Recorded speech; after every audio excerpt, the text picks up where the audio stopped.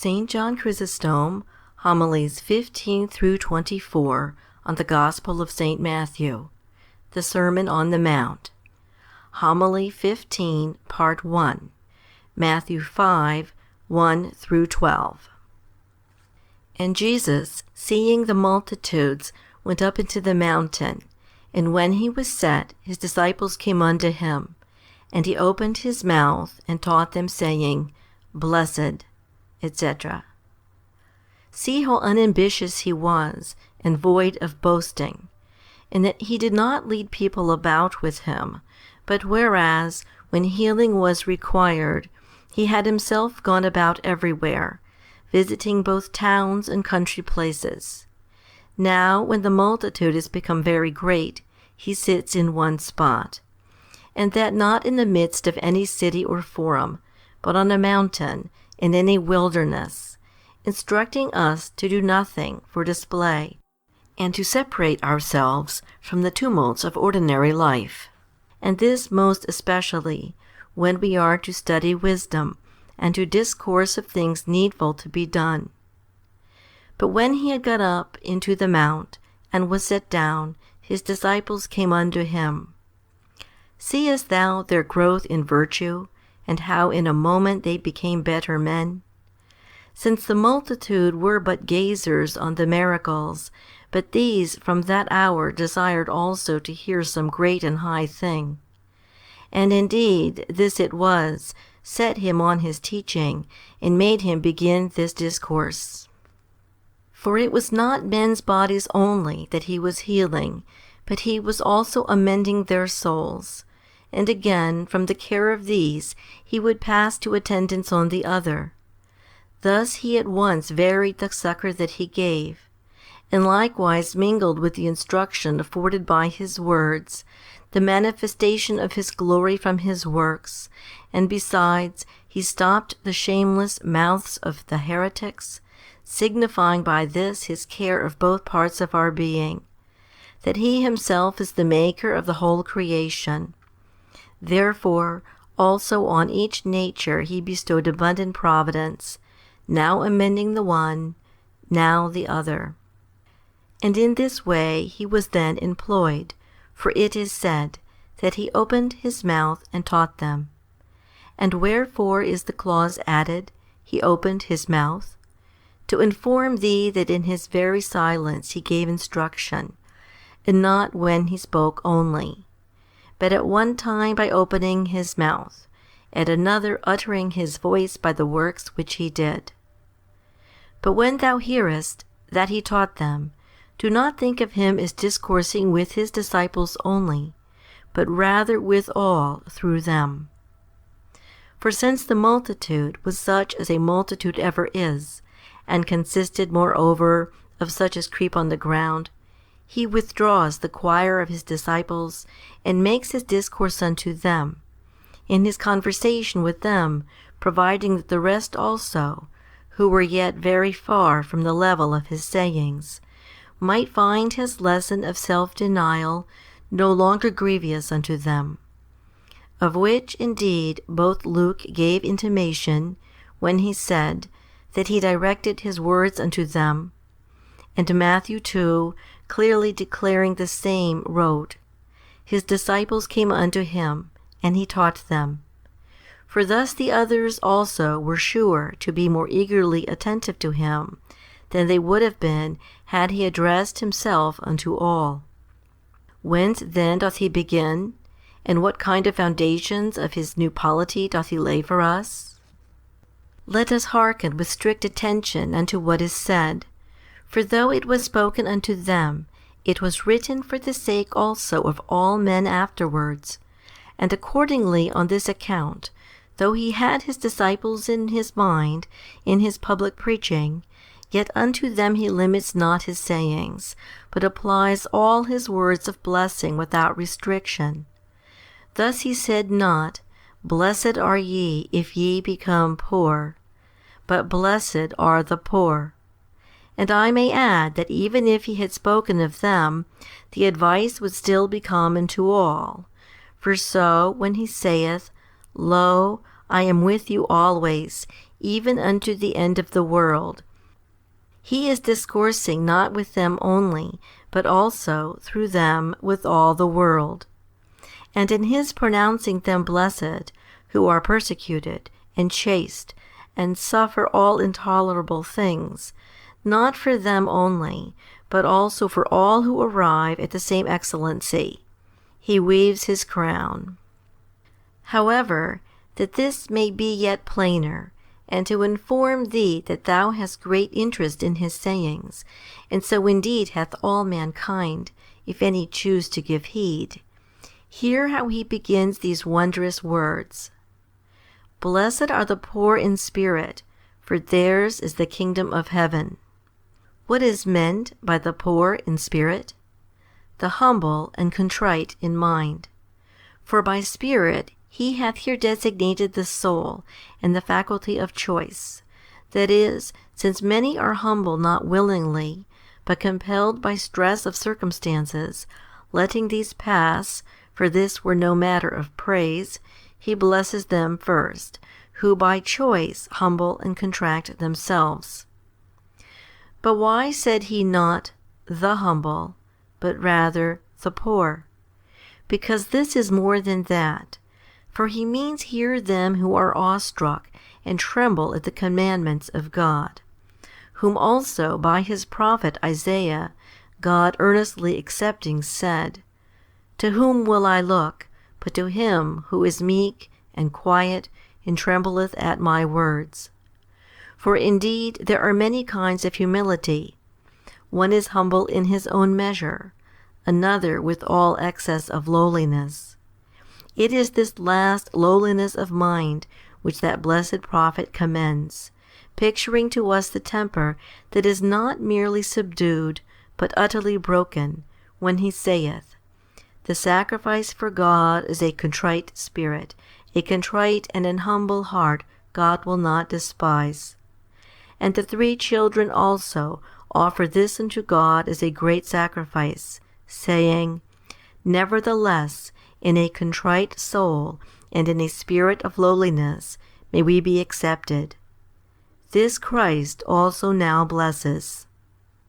For whereas the greatest of evils, and those which make havoc of the whole world, had their entering in from pride, for both the devil, not being such before, did thus become a devil, as indeed Paul plainly declared, saying, Lest being lifted up with pride, he fall into the condemnation of the devil. And the first man too, puffed up by the devil with these hopes, was made an example of, and became mortal, for expecting to become a god, he lost even what he had. And God also upbraiding him with this, and mocking his folly, said, Behold, Adam is become as one of us. And each one of those that came after did hereby wreck himself in impiety, fancying some equality with God.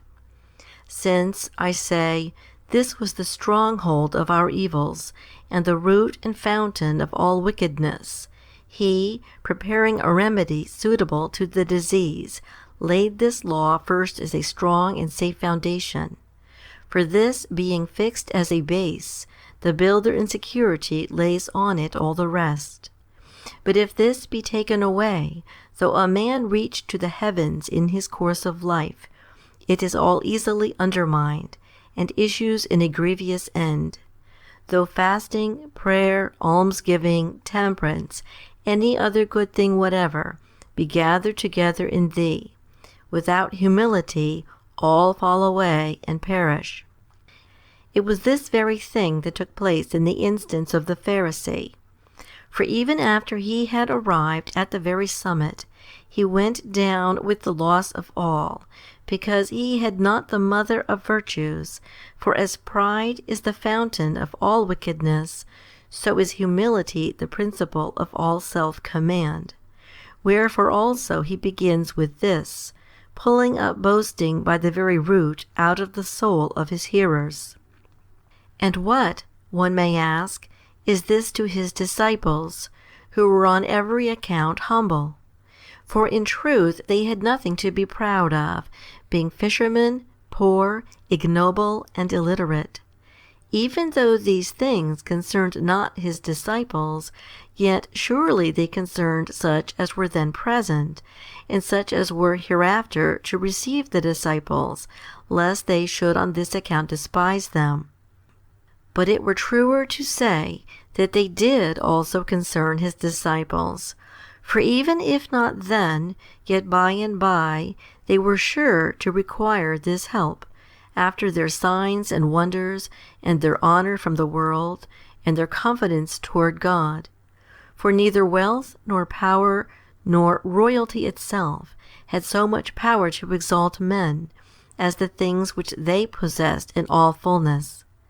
And besides, it was natural that even before the signs they might be lifted up, at that very time when they saw the multitude, and all that audience surrounding their Master, they might feel some human weakness, wherefore he at once represses their pride. And he doth not introduce what he saith by way of advice, or of commandments, but by way of blessing, so making his word less burthensome, and opening to all the course of his discipline.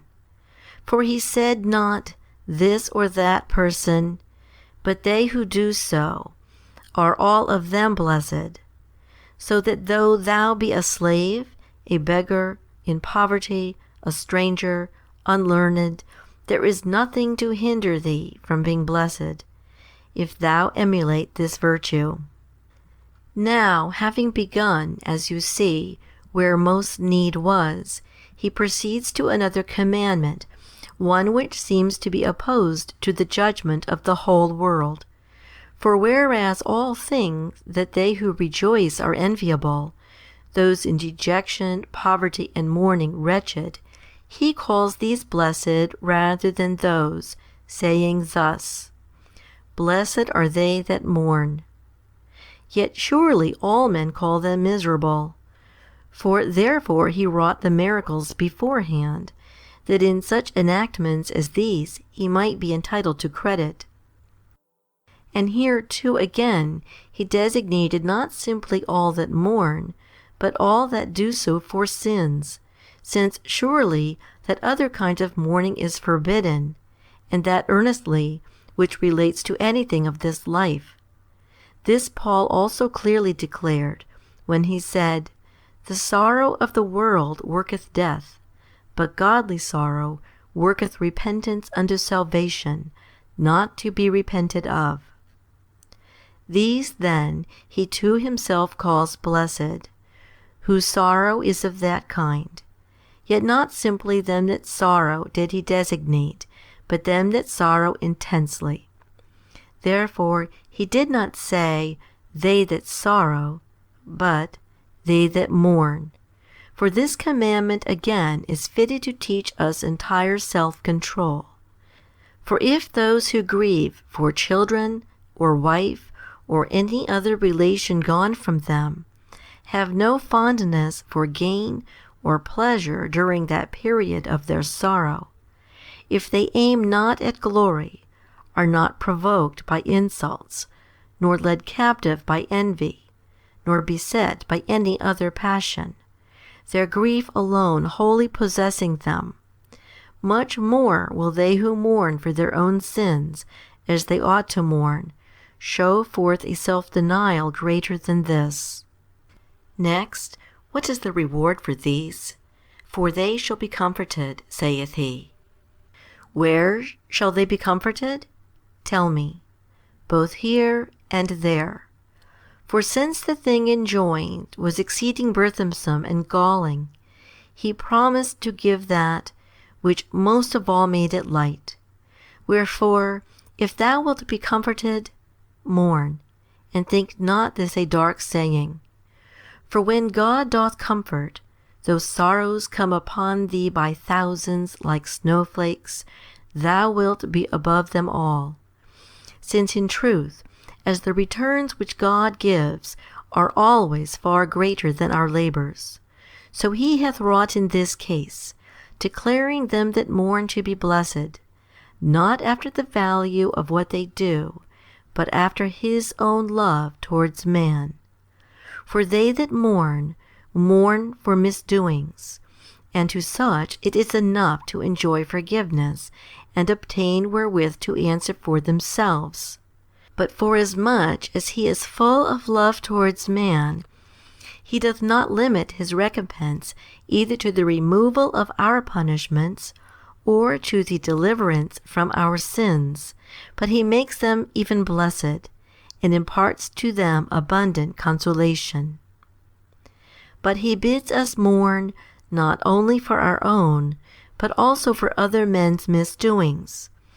And of this temper were the souls of the saints. Such was that of Moses, of Paul, of David, yea, all these many times mourned for evils not their own. Blessed are the meek, for they shall inherit the earth. Tell me, what kind of earth? Some say a figurative earth, but it is not this, for nowhere in Scripture do we find any mention of an earth that is merely figurative. But what can the saying mean? He holds out a sensible prize, even as Paul also doth, in that when he had said, Honor thy father and thy mother, he added, For so shalt thou live long upon the earth. And he himself unto the thief again, Today shalt thou be with me in paradise. Thus he doth not incite us by means of the future blessings only, but of the present also, for the sake of the grosser sort of his hearers, and such as before the future seek those others. Thus, for example, further on also he said, Agree with thine adversary. Then he appoints the reward of such self-command, and saith, Lest at any time the adversary deliver thee to the judge, and the judge to the officer. Seest thou whereby he alarmed us? By the things of sense, by what happens before our eyes. And again, whosoever shall say to his brother, Raca, shall be in danger of the council. And Paul too sets forth sensible rewards at great length, and uses things present in his exhortations, as when he is discoursing about virginity. For having said nothing about the heavens there, for the time he urges it by things present, saying, Because of the present distress, and, But I spare you, and, I would have you without carefulness. Thus accordingly, Christ also with the things spiritual hath mingled the sensible. For whereas the meek man is thought to lose all his own, he promises the contrary, saying, Nay, but this is he who possesses his goods in safety, namely, he who is not rash nor boastful. While that sort of man shall often lose his patrimony and his very life. And besides, since in the Old Testament the prophet used to say continually, The meek shall inherit the earth, he thus weaves into his discourse the words to which they were accustomed, so as not everywhere to speak a strange language. And this he saith, not as limiting the rewards to things present, but as joining with these the other sort of gifts also. For neither in speaking of any spiritual thing doth he exclude such as are in the present life, nor again in promising such as are in our life doth he limit his promise to that kind. For he saith, Seek ye the kingdom of God, and all these things shall be added unto you. And again, Whosoever hath left houses or brethren shall receive 100-fold in this world, and in the future shall inherit everlasting life. Blessed are they which do hunger and thirst after righteousness. What sort of righteousness? He means either the whole of virtue, or that particular virtue which is opposed to covetousness. For since he is about to give commandment concerning mercy, to show how we must show mercy, as for instance, not of rapine or covetousness, He blesses them that lay hold of righteousness. And see with what exceeding force he puts it. For he did not say, Blessed are they which keep fast by righteousness, but, Blessed are they which do hunger and thirst after righteousness, that not merely anyhow, but with all desire we may pursue it. For since this is the most peculiar property of covetousness, and we are not so enamored of meat and drink, as of gaining, and compassing ourselves with more and more, he bade us to transfer this desire to a new object, freedom from covetousness. Then he appoints the prize, again from things sensible, saying, For they shall be filled. Thus, because it is thought that the rich are commonly made such by covetousness, nay, saith he, it is just contrary. For it is righteousness that doeth this. Wherefore, so long as thou doest righteously, fear not poverty, nor tremble at hunger. For the extortioners, they are the very persons who lose all, even as he certainly, who is in love with righteousness, possesses himself the goods of all men in safety. But if they who covet not other men's goods enjoy so great abundance, much more they who give up their own. Blessed are the merciful. Here he seems to me to speak not of those only who show mercy in giving of money, but those likewise who are merciful in their actions. For the way of showing mercy is manifold, and this commandment is broad. What then is the reward thereof? For they shall obtain mercy. And it seems indeed to be a sort of equal recompense, but it is a far greater thing than the act of goodness. For whereas they themselves show mercy as men, they obtain mercy from the God of all. And it is not the same thing, man's mercy and God's, but as wide as is the interval between wickedness and goodness, so far is the one of these removed from the other. Blessed are the pure in heart, for they shall see God.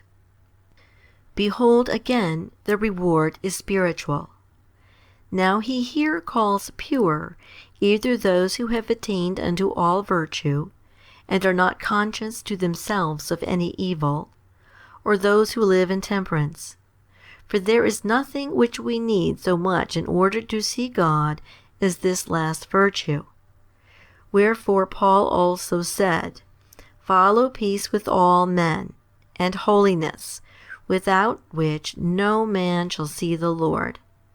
He is here speaking of such sight as it is possible for man to have.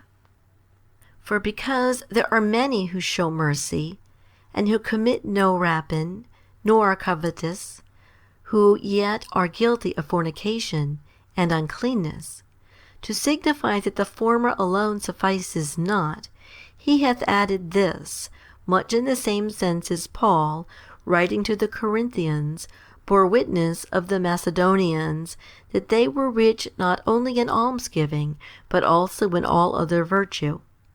For having spoken of the noble spirit they had shown in regard of their goods, he saith, They gave also their own selves to the Lord, and to us. Blessed are the peacemakers. Here he not only takes away altogether our own strife and hatred amongst ourselves, but he requires besides this something more, namely, that we should set at one again others who are at strife. And again, the reward which he annexes is spiritual. Of what kind then is it? For they shall be called the children of God. Yea, for this became the work of the only begotten, to unite the divided, and to reconcile the alienated. Then, lest thou shouldest imagine peace in all cases of blessing, he hath added, Blessed are they which are persecuted for righteousness' sake. That is, for virtue's sake, for succor given to others, and for godliness, it being ever his wont to call by the name of righteousness the whole practical wisdom of the soul. Blessed are ye, when men shall revile you and persecute you, and say all manner of evil against you falsely for my sake. Rejoice and be exceeding glad. As if he said, though they should call you sorcerers, deceivers, pestilent persons, or whatever else, blessed are ye. So he speaks. What could be newer than these injunctions, wherein the very things which all others avoid, these he declares to be desirable? I mean, being poor, mourning, persecution, evil report. But yet he both affirmed this, and convinced not 2, nor 10, nor 20, nor 100, nor 1,000 men, but the whole world. And hearing things so grievous and galling, so contrary to the accustomed ways of men, the multitudes were astonished, so great was the power of him who spake. However, lest thou shouldest think that the mere fact of being evil spoken of makes men blessed, he hath set 2 limitations, when it is for his sake, and when the things that are said are false. For without these, he who is evil spoken of, so far from being blessed, is miserable. Then see the prize again, because your reward is great in heaven. But thou, though thou hear not of a kingdom given in each one of the blessings, be not discouraged. For although he give different names to the rewards, yet he brings all into his kingdom. Thus, both when he saith, they that mourn shall be comforted, and they that show mercy shall obtain mercy, and the pure in heart shall see God, and the peacemakers shall be called the children of God, nothing else but the kingdom doth he shadow out by all these sayings. For such as enjoy these shall surely attain unto that. Think not therefore that this reward is for the poor in spirit only, but for those also who hunger after righteousness, for the meek, and for all the rest without exception. Since on this account he hath set his blessings on them all, that thou mightest not look for anything sensible, for that man cannot be blessed, who is crowned with such things as come to an end with this present life, and hurry by quicker than a shadow. But when he had said, your reward is great, he added also another consolation, saying, for so persecuted they the prophets which were before you. Thus, since that first, the promise of the kingdom was yet to come, and all in expectation, he affords them comfort from this world, from their fellowship with those who before them had been ill-treated. For think not, saith he, that for something inconsistent in your sayings and enactments ye suffer these things, or as being teachers of evil doctrines, ye are to be persecuted by them. The plots and dangers proceed not of any wickedness in your sayings, but of the malice of those who hear you. Wherefore, neither are they any blame to you who suffer wrong, but to them who do the wrong. And to the truth of these things all preceding time bears witness.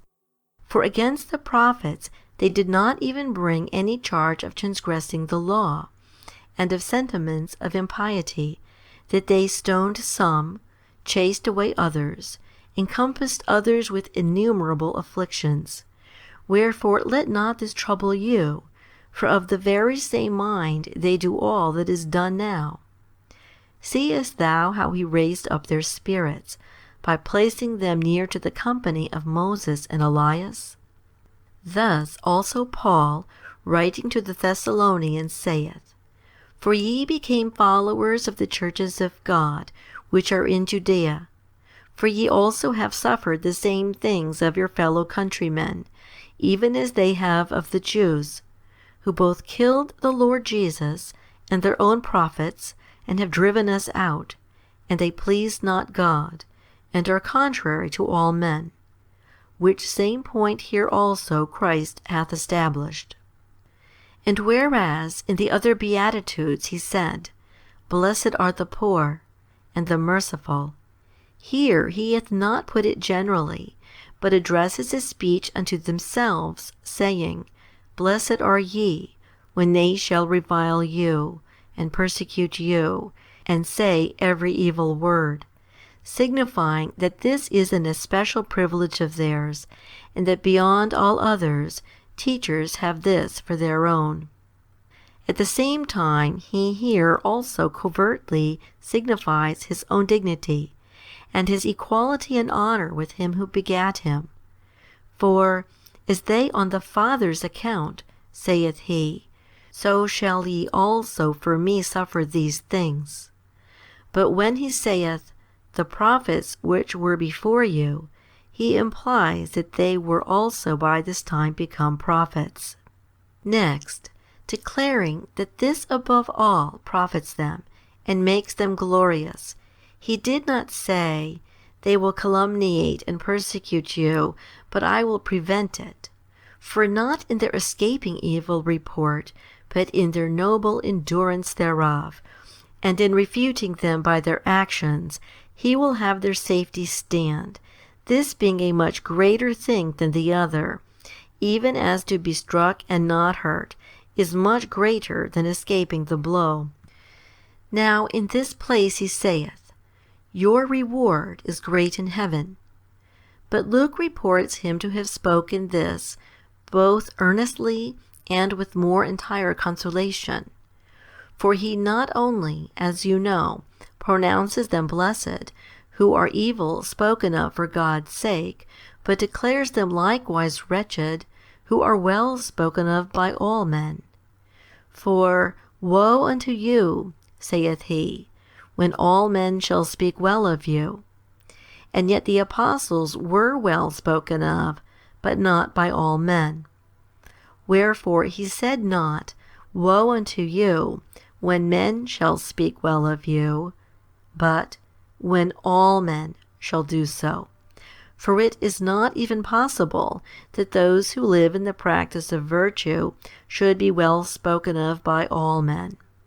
And again he saith, When they shall cast out your name as evil, rejoice ye and leap for joy. For not only of the dangers they underwent, but of the calumny also, he appoints the recompense to be great. Wherefore he said not, When they shall persecute and kill you, but when they shall revile you and say all manner of evil. For most assuredly, men's evil reports have a sharper bite than their very deeds. For whereas in our dangers there are many things that lighten the toil, as to be cheered by all, to have many to applaud, to crown, to proclaim our praise, here in our reproach even this consolation is destroyed, because we seem not to have achieved anything great, and this galls the combatant more than all his dangers. At least many have gone on even to hang themselves, not bearing evil report. And why marvelest thou at the others? Since that traitor, that shameless and accursed one, he who had ceased to blush for anything whatever, was wrought upon by this chiefly to hurry to the halter. And Job again, all adamant as he was, and firmer than a rock, when he had been robbed of all his possessions, and was suffering those incurable ills, and had become on a sudden childless, and when he saw his body pouring out worms like a fountain, and his wife attacking him, he repelled it all with ease. But when he saw his friends reproaching and trampling upon him, and entertaining an evil opinion of him, and saying that he suffered those things for some sins, and was paying the penalty of wickedness, then was there trouble, then commotion, even in that great and noble-hearted man. And David also, letting pass all that he had suffered, sought of God a retribution for the calumny alone. For, let him curse, saith he, for the Lord hath bidden him, that the Lord may see my humiliation, and requite me for this cursing of his on this day. And Paul too proclaims the triumph not of those only who incur danger, or are deprived of their goods, but of these also, thus saying, Call to remembrance the former days, in which after ye were illuminated, ye endured a great fight of afflictions, partly whilst ye were made a gazing stock by reproaches and afflictions. On this account then Christ hath appointed the reward also to be great. After this, lest any one should say, Here thou givest no redress, nor stoppest men's mouths, and dost thou assign a reward there? He hath put before us the prophets, to show that neither in their case did God give redress. And if, where the rewards were at hand, he cheered them with things to come, much more now, when this hope is become clearer, and self-denial is increased. And observe too, after how many commandments he hath put this. For surely he did it not without reason, but to show that it is not possible for one unprovided and unarmed with all those other virtues to go forth unto these conflicts. Therefore, you see, in each instance, by the former precept making way for the following one, he hath woven a sort of golden chain for us. Thus, first, he that is humble will surely also mourn for his own sins. He that so mourns will be both meek and righteous and merciful. He that is merciful and righteous and contrite will of course be also pure in heart, and such a one will be a peacemaker too. And he that hath attained unto all these will be moreover arrayed against dangers, and will not be troubled when evil is spoken of him, and he is enduring grievous trials innumerable. Homily 15, Part 2, Matthew 5, 13 through 16. Now then, after giving them due exhortation, he refreshes them again with praises, as thus, the injunctions being high, and far surpassing those in the Old Testament, lest they should be disturbed and confounded, and say, How shall we be able to achieve these things? Hear what he saith, Ye are the salt of the earth, implying that of absolute necessity he enjoins all this. For not for your own life apart, saith he, but for the whole world shall your account be. For not to 2 cities, nor to 10 or 20, or to a single nation am I sending you, as I sent the prophets, but to earth and sea and the whole world, and that in evil case. For by saying, Ye are the salt of the earth, he signified all human nature to have lost its savour, and to be decayed by our sins. For which cause, you see, he requires of them such virtues as are most necessary and useful for the superintendence of the common sort. For first, the meek, and yielding, and merciful, and righteous, shuts not up his good deeds unto himself only, but also provides that these good fountains should run over for the benefit of others. And he again who is pure in heart, and a peacemaker, and is persecuted for the truth's sake, he again orders his way of life for the common good. Think not then, he saith, that ye are drawn on to ordinary conflicts, or that for some small matters you are to give account. Ye are the salt of the earth. What then? Did they restore the decayed?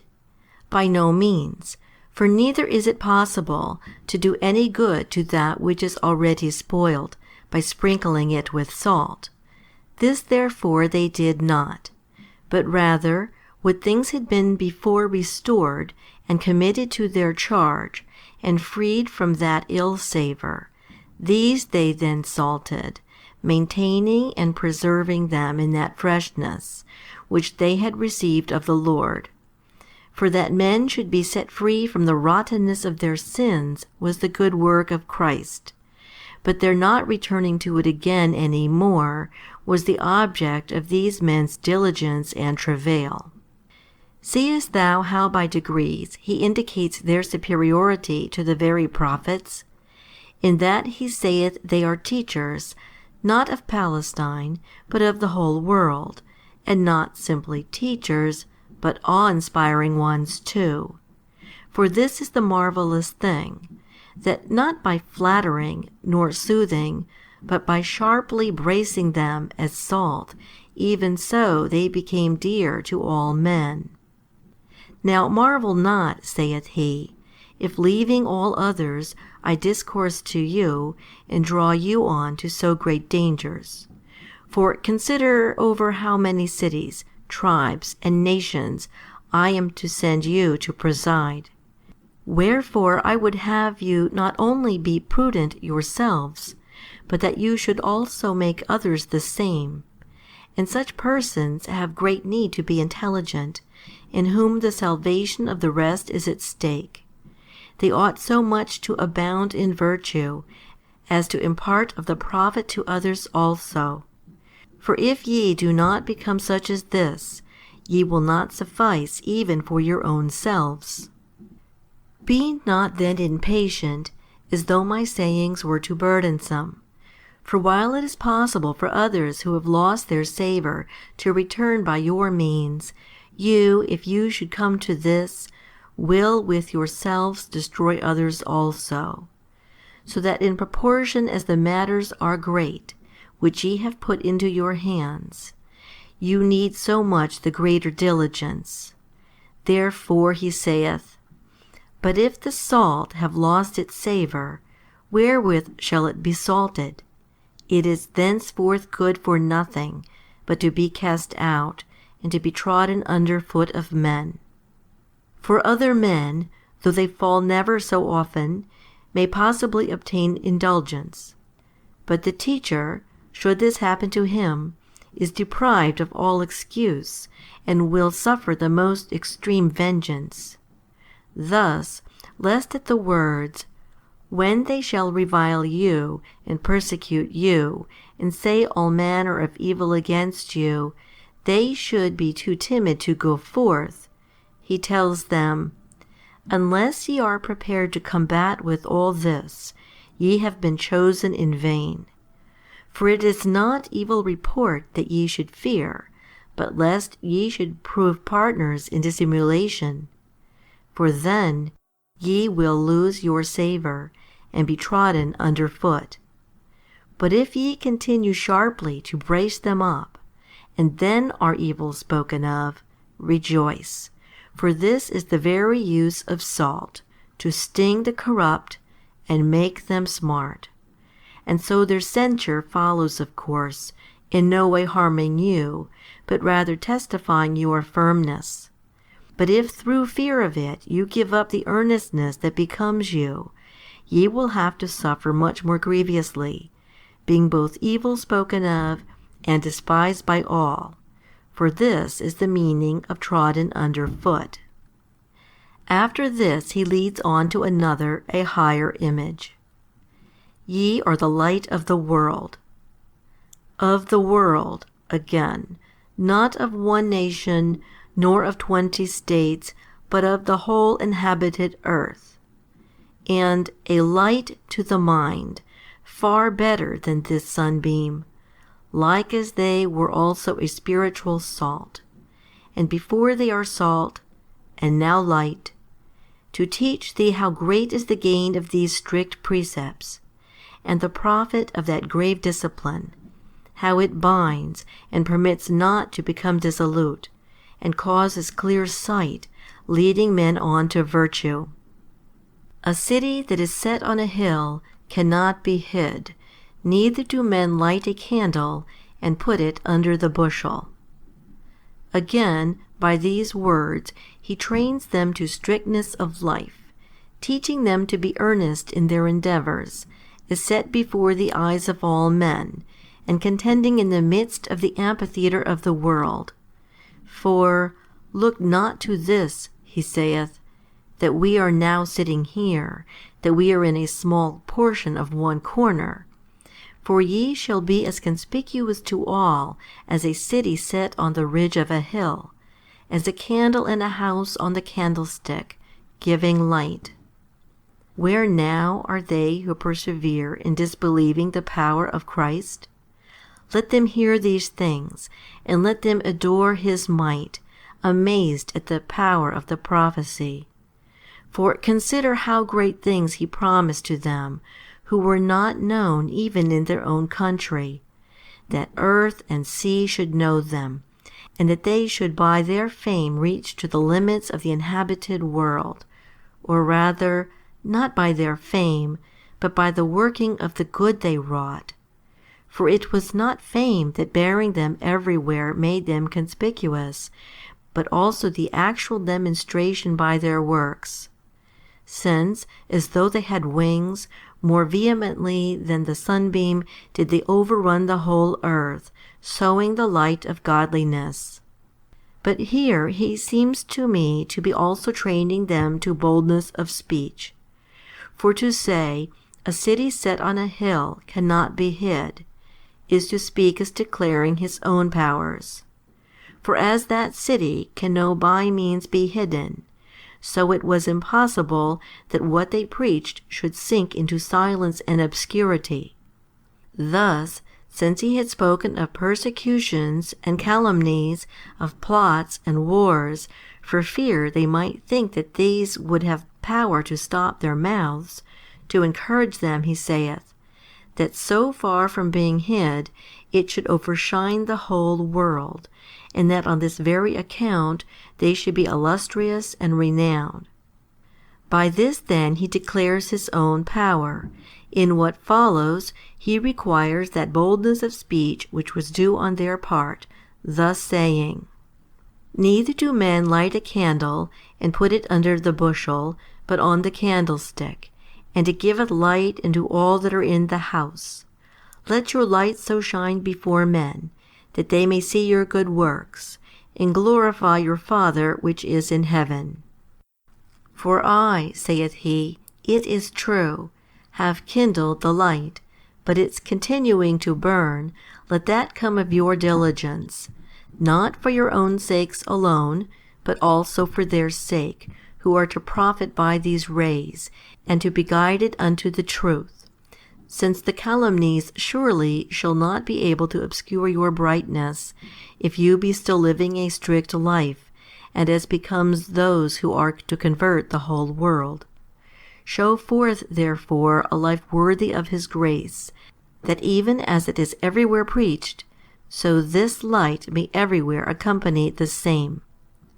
Next, he sets before them another sort of gain, besides the salvation of mankind, enough to make them strive earnestly, and to lead them unto all diligence.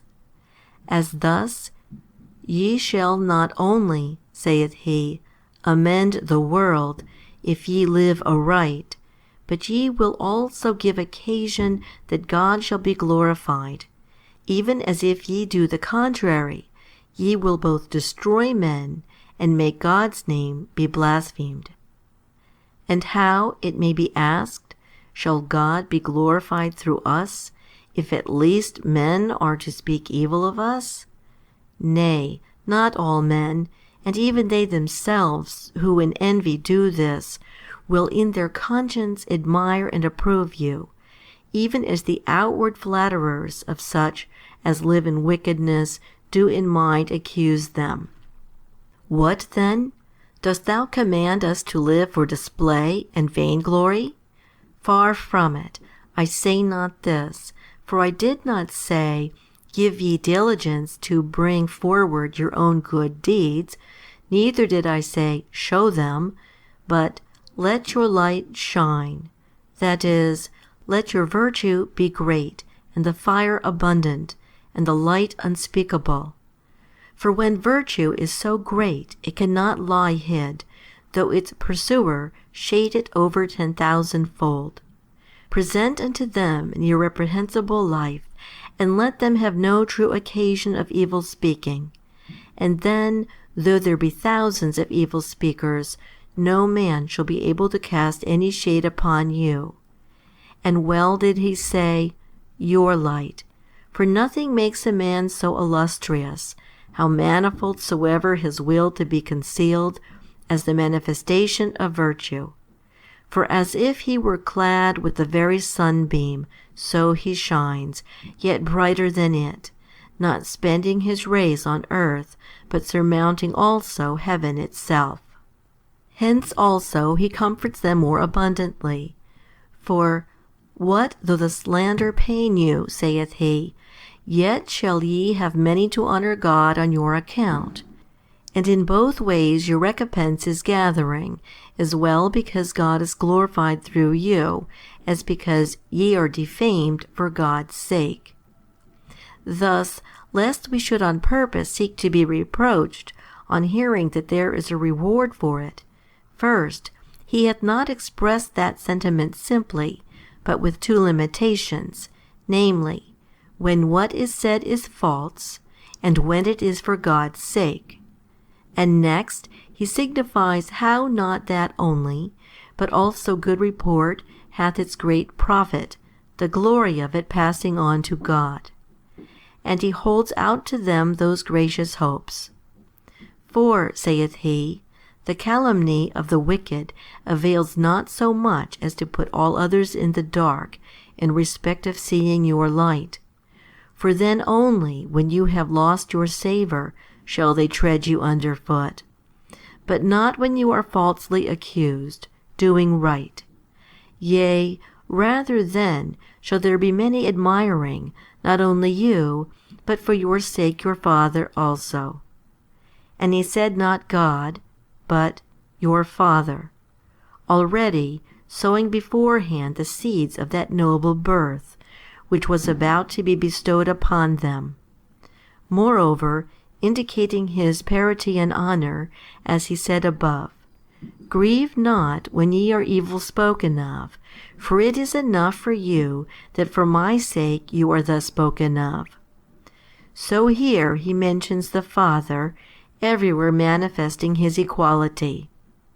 Since then we know the gain that arises from this earnestness, and the danger of indolence. For if our Lord be blasphemed because of us, that were far worse than our perdition. Let us give none offense, neither to the Jews, nor to the Gentiles, nor to the church of God. And while the life which we present before them is brighter than the sun, yet if any one will speak evil of us, let us not grieve at being defamed, but only if we be defamed with justice. For on the one hand, if we live in wickedness, though there be none to speak ill of us, we shall be the most wretched of all men. On the other hand, if we apply ourselves to virtue, though the whole world speak evil of us, at that very time we shall be more enviable than any, and we shall draw on to follow us all who choose to be saved, for not the calumny of the wicked, but our good life will draw their attention. For indeed no trumpet is so clear as the proof that is given by our actions, neither is the light itself so transparent as a pure life, though our calumniators be beyond number. I say, if all the above-mentioned qualities be ours, if we be meek and lowly and merciful, if we be pure and peacemakers, if hearing reproach we revile not again, but rather rejoice, then shall we attract all that observe us no less than the miracles do, and all will be kindly disposed towards us, though one be a wild beast, a demon, or what you will. Or if there should even be some who speak evil of thee, be not thou at all troubled thereat, nor because they revile thee in public, regard it. But search into their conscience, and thou shalt see them applauding and admiring thee, and numbering up 10,000 praises. See, for instance, how Nebuchadnezzar praises the children in the furnace. Yet surely he was an adversary and an enemy. But upon seeing them stand nobly, he proclaims their triumph and crowns them, and that for naught else, but because they disobeyed him and hearkened unto the law of God. For the devil, when he sees himself effecting nothing, from that time departs, fearing lest he should be the cause of our winning more crowns. And when he is gone, even one who is abominable and depraved will recognize virtue, that mist being withdrawn. Or if men still argue perversely, thou shalt have from God the greater praise and admiration. Grieve not now, I pray thee, neither despond, since the very apostles were to some a savour of death, to others a savour of life. And if there be nothing to lay hold of in thyself, thou art rid of all their charges, or rather, thou art become the more blessed. Shine out therefore in thy life, and take no account of them who speak evil of thee. For it cannot be, that one careful of virtue should not have many enemies. However, this is nothing to the virtuous man, for by such means his brightness will increase the more abundantly. Let us then, bearing these things in mind, look to one object only, how to order our own life with strictness. For thus we shall also guide to the life that is there, such as are now sitting in darkness. For such is the virtue of that light, is not only to shine here, but also to conduct its followers thither. For when men see us despising all things present, and preparing ourselves for that which is to come, our actions will persuade them sooner than any discourse. For who is there so senseless, that at sight of one, who within a day or two was living in luxury and wealth, now stripping himself of all, and putting on wings, and arrayed to meet both hunger and poverty, and all hardship, and dangers, and blood, and slaughter, and everything that is counted dreadful, will not from this sight derive a clear demonstration of the things which are to come. But if we entangle ourselves in things present, and plunge ourselves in them more and more, how will it be possible for them to be persuaded that we are hastening to another sojourn?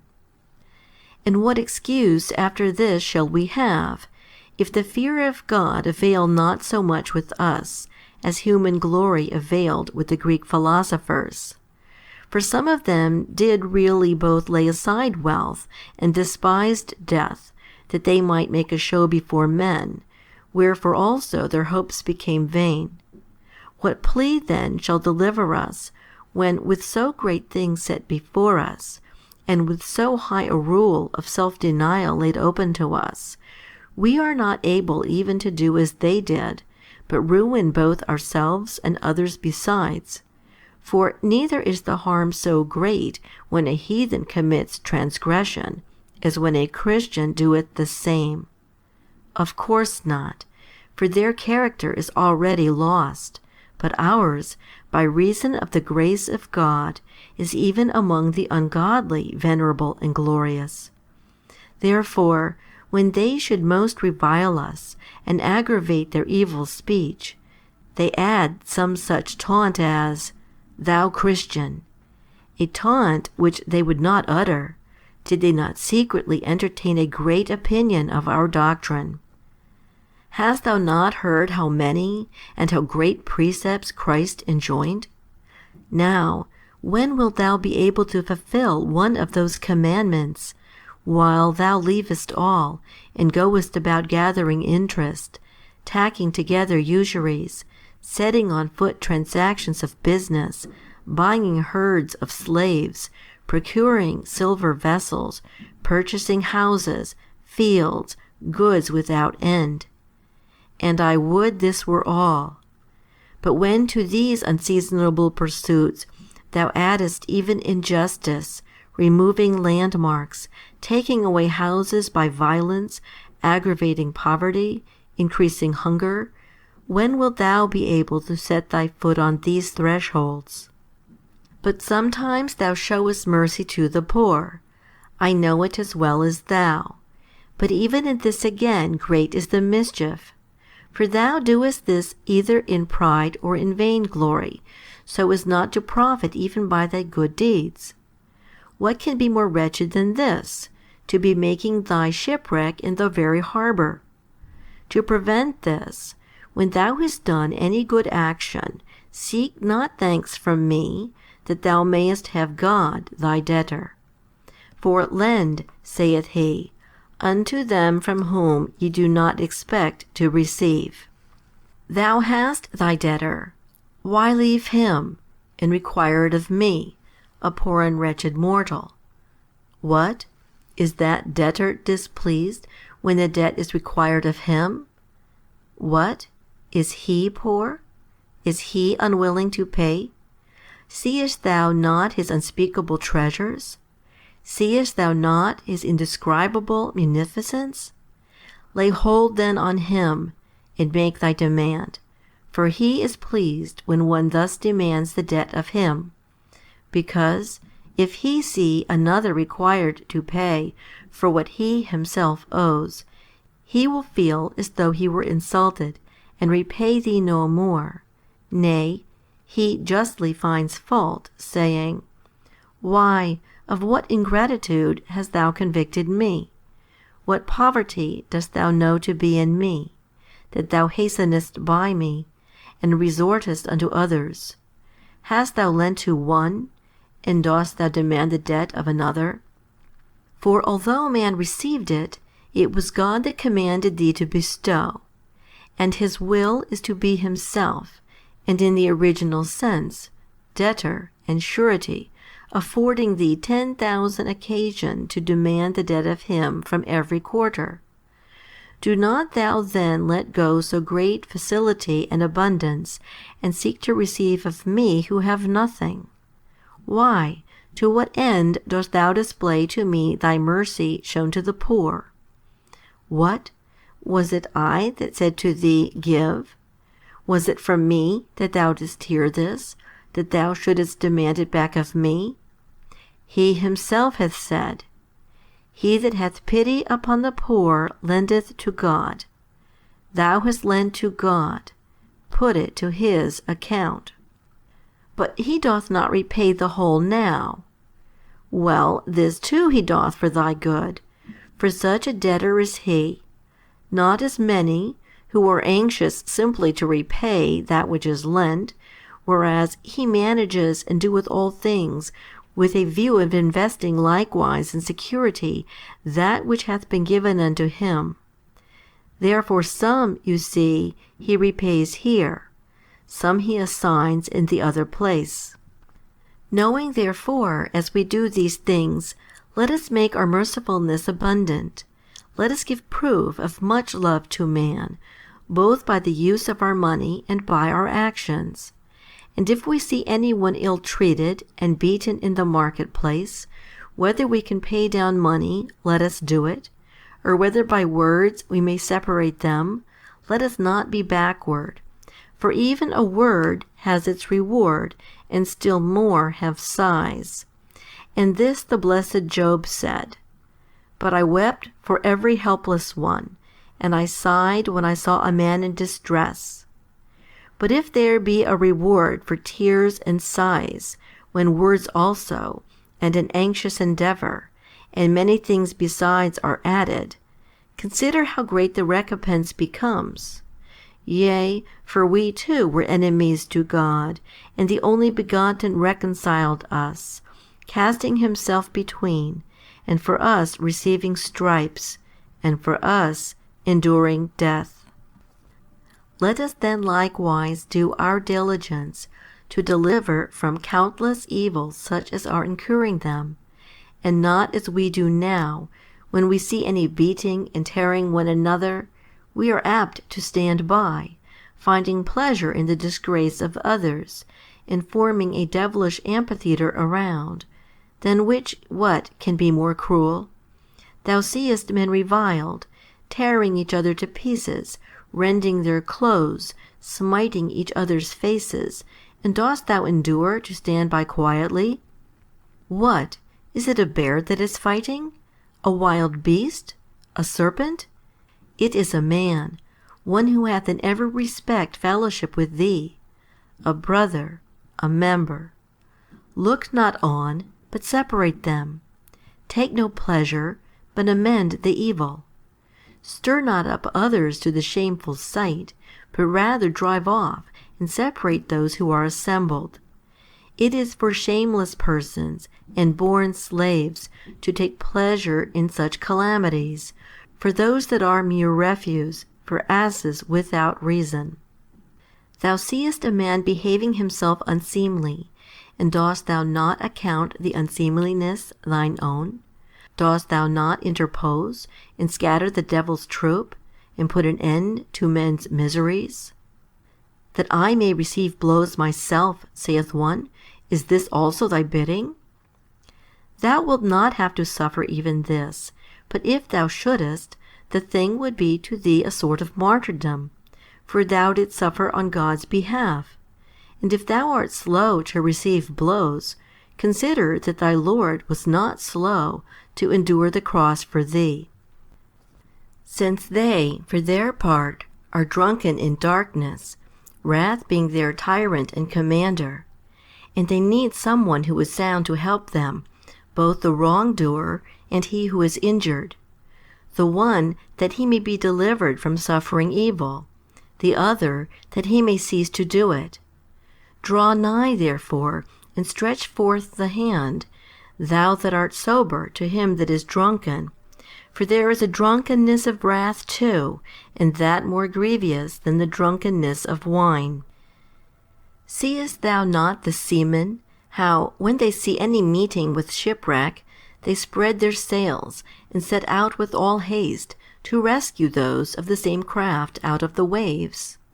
Now, if partakers in an art show so much care one for another, how much more ought they who are partakers of the same nature to do all these things?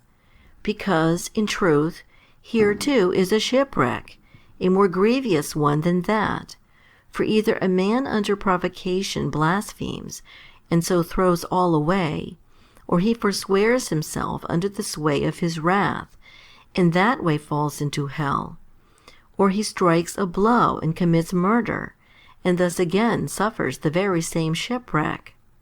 Go thou then, and put a stop to the evil. Pull out them that are drowning, though thou descend into the very depth of the surge, and having broken up the theatre of the devil, take each one of them apart, and admonish him to quell the flame, and to lull the waves. But if a burning pile wax greater, and the furnace more grievous, be not thou terrified, for thou hast many to help thee, and stretch forth the hand, if thou furnish but a beginning. And above all thou surely hast with thee the God of peace. And if thou wilt first turn aside the flames, many others also will follow. And of what they do well, thou wilt thyself receive the reward. Hear what precept Christ gave to the Jews, creeping as they did upon the earth. If thou see, saith he, thine enemy's beast of burden falling down, do not hasten by, but raise it. And thou must see that to separate and reconcile men that are fighting is a much lighter thing than to lift up the fallen beast. And if we ought to help in raising our enemy's ass, much more our friends' souls, and most when the fall is more grievous. For not into mire do these fall, but into the fire of hell, not bearing the burden of their wrath.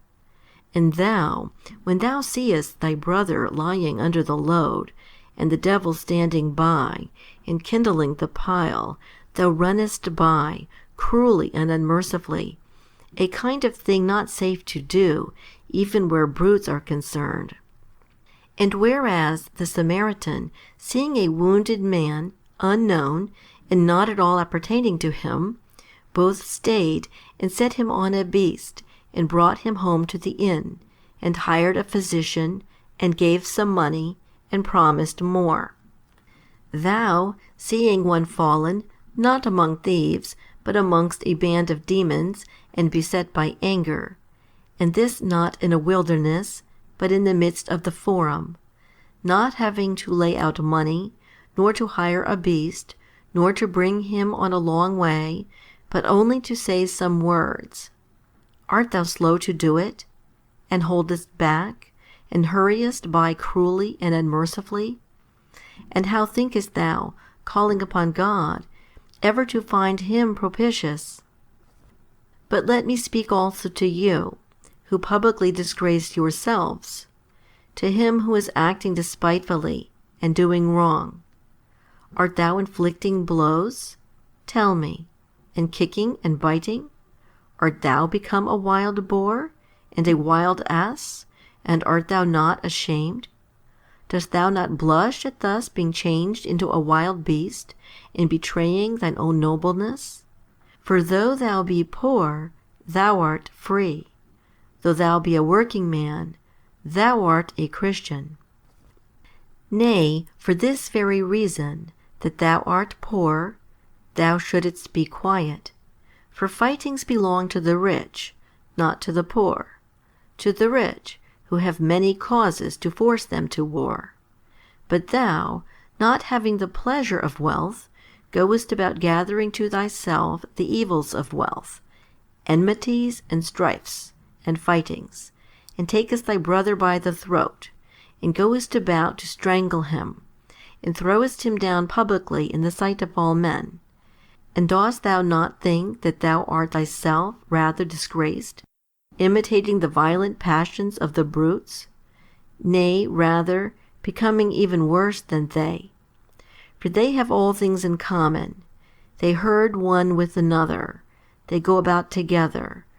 But we have nothing in common, but all in confusion. Fightings, strifes, revilings, and enmities, and insults.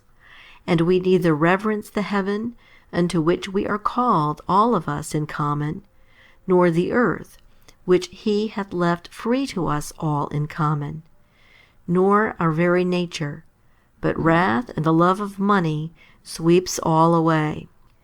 Hast thou not seen him who owed the 10,000 talents, and then, after he was forgiven that debt, took his fellow servant by the throat for 100 pence, what great evils he underwent, and how he was delivered over to an endless punishment?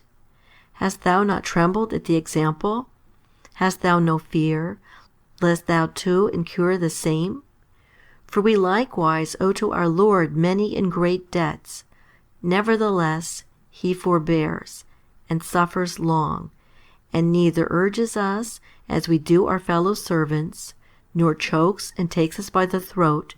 Yet surely, had he been minded to exact of us but the least part thereof, we had long ago perished. Let us then, beloved, bearing these things in mind, be humbled, and feel thankful to those who are in debt to us. For they become to us, if we command ourselves, an occasion of obtaining most abundant pardon, and giving a little, we shall receive much. Why then exact with violence, it being meet, though the other were minded to pay, for thee of thine own accord to excuse him, that thou mayest receive the whole of God? But now thou doest all things, and art violent and contentious, to have none of thy debts forgiven thee. And whilst thou art thinking to do despite unto thy neighbor, thou art thrusting the sword into thyself, so increasing thy punishment in hell. Whereas, if thou wilt show a little self-command here, thou makest thine own accounts easy. For indeed, God therefore wills us to take the lead in that kind of bounty, that he may take occasion to repay us with increase. As many therefore as stand indebted to thee, either for money, or for trespasses, let them all go free, and require of God the recompense of such thy magnanimity. For so long as they continue indebted to thee, thou canst not have God thy debtor. But if thou let them go free, thou wilt be able to detain thy God, and to require of him the recompense of so great self-restraint in bountiful measure. For suppose a man had come up, and seeing thee arresting thy debtor, had called upon thee to let him go free, and transfer to himself thy account with the other. He would not choose to be unfair after such remission, seeing he had passed the whole demand to himself.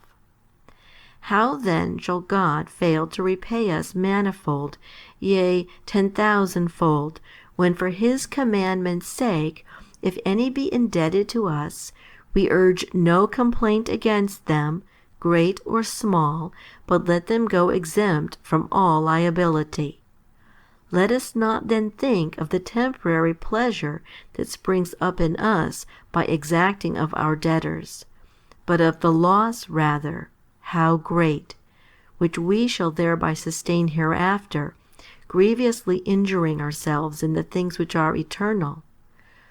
Rising accordingly above all, let us forgive those who must give account to us, both their debts and their offences, that we may make our own accounts prove indulgent, and that what we could not reach by all virtue besides, this we may obtain by not bearing malice against our neighbours, and thus enjoy the eternal blessings, by the grace and love towards man of our Lord Jesus Christ, to whom be glory and might now and always, even for ever and ever.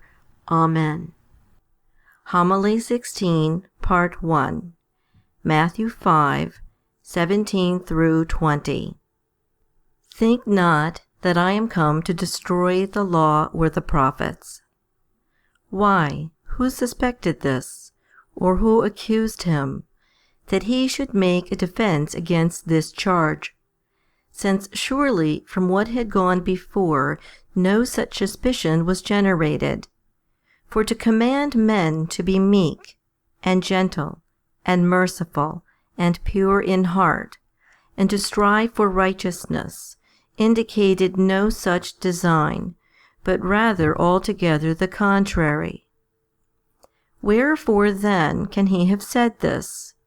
Not at random, nor vainly, but inasmuch as he was proceeding to ordain commandments greater than those of old, saying, It was said to them of old time, Thou shalt not kill. But I say to you, Be not even angry. And to mark out a way for a kind of divine and heavenly conversation, in order that the strangeness thereof might not disturb the souls of the hearers, nor dispose them quite to mutiny against what he said, he used this means of setting them right beforehand. For although they fulfilled not the law, yet nevertheless they were possessed with much conscientious regard to it, and whilst they were annulling it every day by their deeds, the letters thereof they would have remained unmoved, and that no one should add anything more to them. Or rather, they bore with their rulers adding thereto, not however for the better, but for the worse. For so they used to set aside the honor due to our parents by additions of their own, and very many others also of the matters enjoined them, they would free themselves of by these unseasonable additions. Therefore, since Christ in the first place was not of the sacerdotal tribe, and next, the things which he was about to introduce were a sort of addition, not however lessening, but enhancing virtue. He knowing beforehand that both these circumstances would trouble them, before he wrote in their mind those wondrous laws, cast out that which was sure to be harboring there. And what was it that was harboring there, and making an obstacle? They thought that he, thus speaking, did so with a view to the abrogation of the ancient institutions. This suspicion therefore he heals, nor here only doth he so, but elsewhere also again. Thus, since they accounted him no less than an adversary of God, from this sort of reason, namely, his not keeping the Sabbath, he, to heal such their suspicion, there also again sets forth his pleas, of which some indeed were proper to himself, as when he saith, My Father worketh, and I work. But some had in them much condescension, as when he brings forward the sheep lost on the Sabbath day, and points out that the law is disturbed for its preservation, and makes mention again of circumcision, as having this same effect. Wherefore, we see also that he often speaks words somewhat beneath him, to remove the semblance of his being an adversary of God. For this cause, he who had raised thousands of the dead with the word only, when he was calling Lazarus, added also a prayer. And then, lest this should make him appear less than him that begat him, he, to correct this suspicion, added, I said these things because of the people which standeth by, that they may believe that thou hast sent me. And neither doth he work all things as one who acted by his own power, that he might thoroughly correct their weakness. Nor doth he all things with prayer, lest he should leave matter of evil suspicion to them that should follow, as though he were without strength or power. But he mingles the latter with the former, and those again with these. Neither doth he this indiscriminately, but with his own proper wisdom. For while he doeth the greater works authoritatively, in the less he looks up unto heaven. Thus, when absolving sins, and revealing his secrets, and opening paradise, and driving away devils, and cleansing lepers, and bridling death, and raising the dead by thousands, he did all by way of command. But when, what was much less than these, he was causing many loaves to spring forth out of few, then he looked up to heaven, signifying that not through weakness he doth this. For he who could do the greater with authority, how in the lesser could he need prayer? But as I was saying, he doeth this to silence their shamelessness. The same reckoning, then, I bid thee make of his words also, when thou hearest him speak lowly things. For many in truth are the causes both for words and for actions of that cast, as, for instance, that he might not be supposed alien from God, his instructing and waiting on all men, his teaching humility, his being encompassed with flesh, the Jews' inability to hear all at once, his teaching us to utter no high word of ourselves. For this cause many times, having in his own person said much that is lowly of himself, the great things he leaves to be said by others. Thus he himself indeed, reasoning with the Jews, said, Before Abraham was, I am.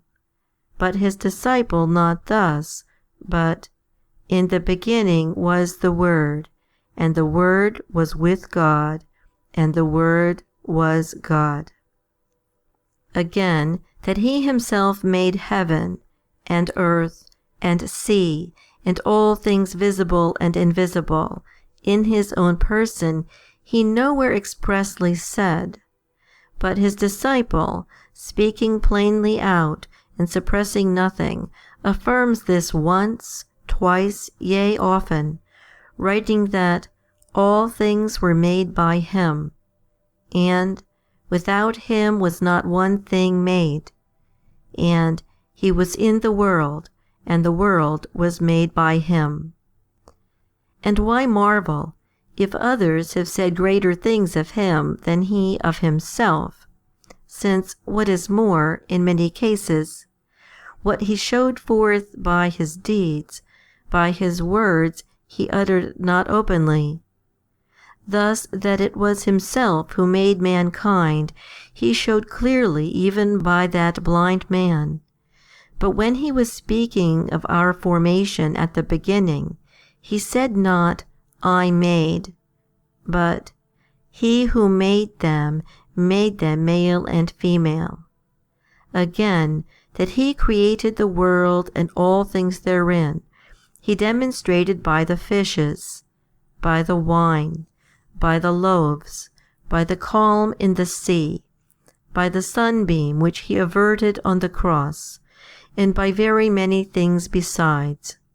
But in words he hath nowhere said this plainly, though his disciples are continually declaring it, both John and Paul and Peter.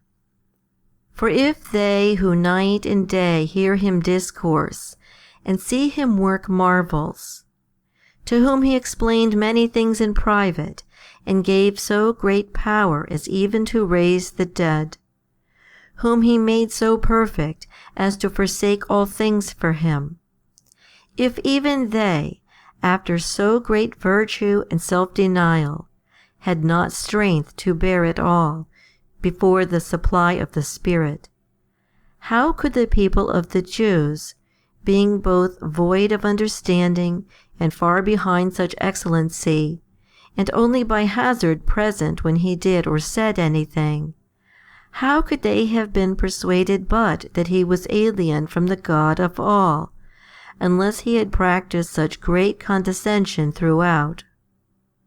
For on this account we see that even when he was abrogating the Sabbath, he did not as of set purpose bring in such his legislation, but he puts together many and various pleas of defense. Now if, when he was about to cause one commandment to cease, he used so much reserve in his language that he might not startle the hearers, much more when adding to the law, entire as it was, another entire code of laws, did he require much management and attention, not to alarm those who were then hearing him. For this same cause, neither do we find him teaching everywhere clearly concerning his own Godhead. For if his adding to the law was sure to perplex them so greatly, much more his declaring himself God. Wherefore many things are uttered by him, far below his proper dignity. And here when he is about to proceed upon his addition to the law, he hath used abundance for correction beforehand. For neither was it once only that he said, I do not abrogate the law, but he both repeated it again, and added another and a greater thing, in that, to the words, Think not that I am come to destroy, he subjoined, I am not come to destroy, but to fulfill.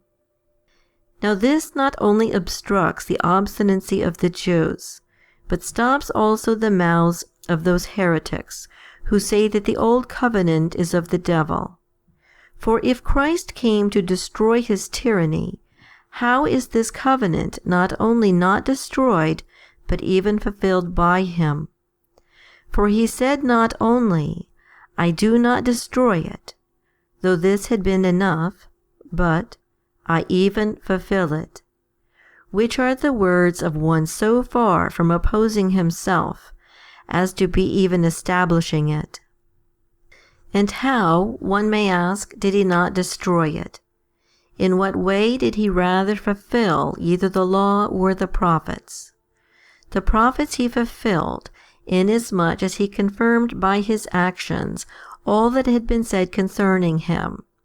Wherefore also the evangelists used to say in each case, that it might be fulfilled which was spoken by the prophet, both when he was born, and when the children sung that wondrous hymn to him, and when he sat on the ass, and in very many more instances he worked this same fulfillment, all which things must have been unfulfilled if he had not come.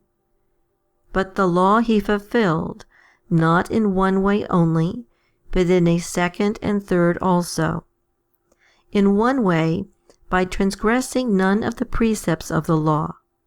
For that he did fulfill it all, hear what he saith to John. For thus it becometh us to fulfill all righteousness.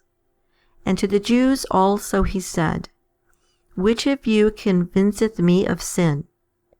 And to his disciples again, The prince of this world cometh, and findeth nothing in me. And the prophet too from the first had said that he did no sin. This then was one sense in which he fulfilled it. Another, that he did the same through us also. For this is the marvel, that he not only himself fulfilled it, but he granted this to us likewise. Which thing Paul also declaring said, Christ is the end of the law for righteousness to every one that believeth. And he said also that he judged sin in the flesh, that the righteousness of the law might be fulfilled in us who walk not after the flesh. And again, do we then make void the law through faith? God forbid. Yea, we establish the law. For since the law was laboring at this, to make man righteous, but had not power, he came and brought in the way of righteousness by faith, and so established that which the law desired, and what the law could not by letters, this he accomplished by faith. On this account he saith, I am not come to destroy the law. But if any one will inquire accurately, he will find also another, a third sense, in which this hath been done.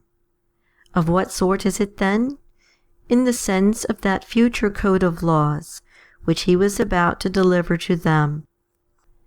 For his sayings were no repeal of the former, but a drawing out, and filling up of them.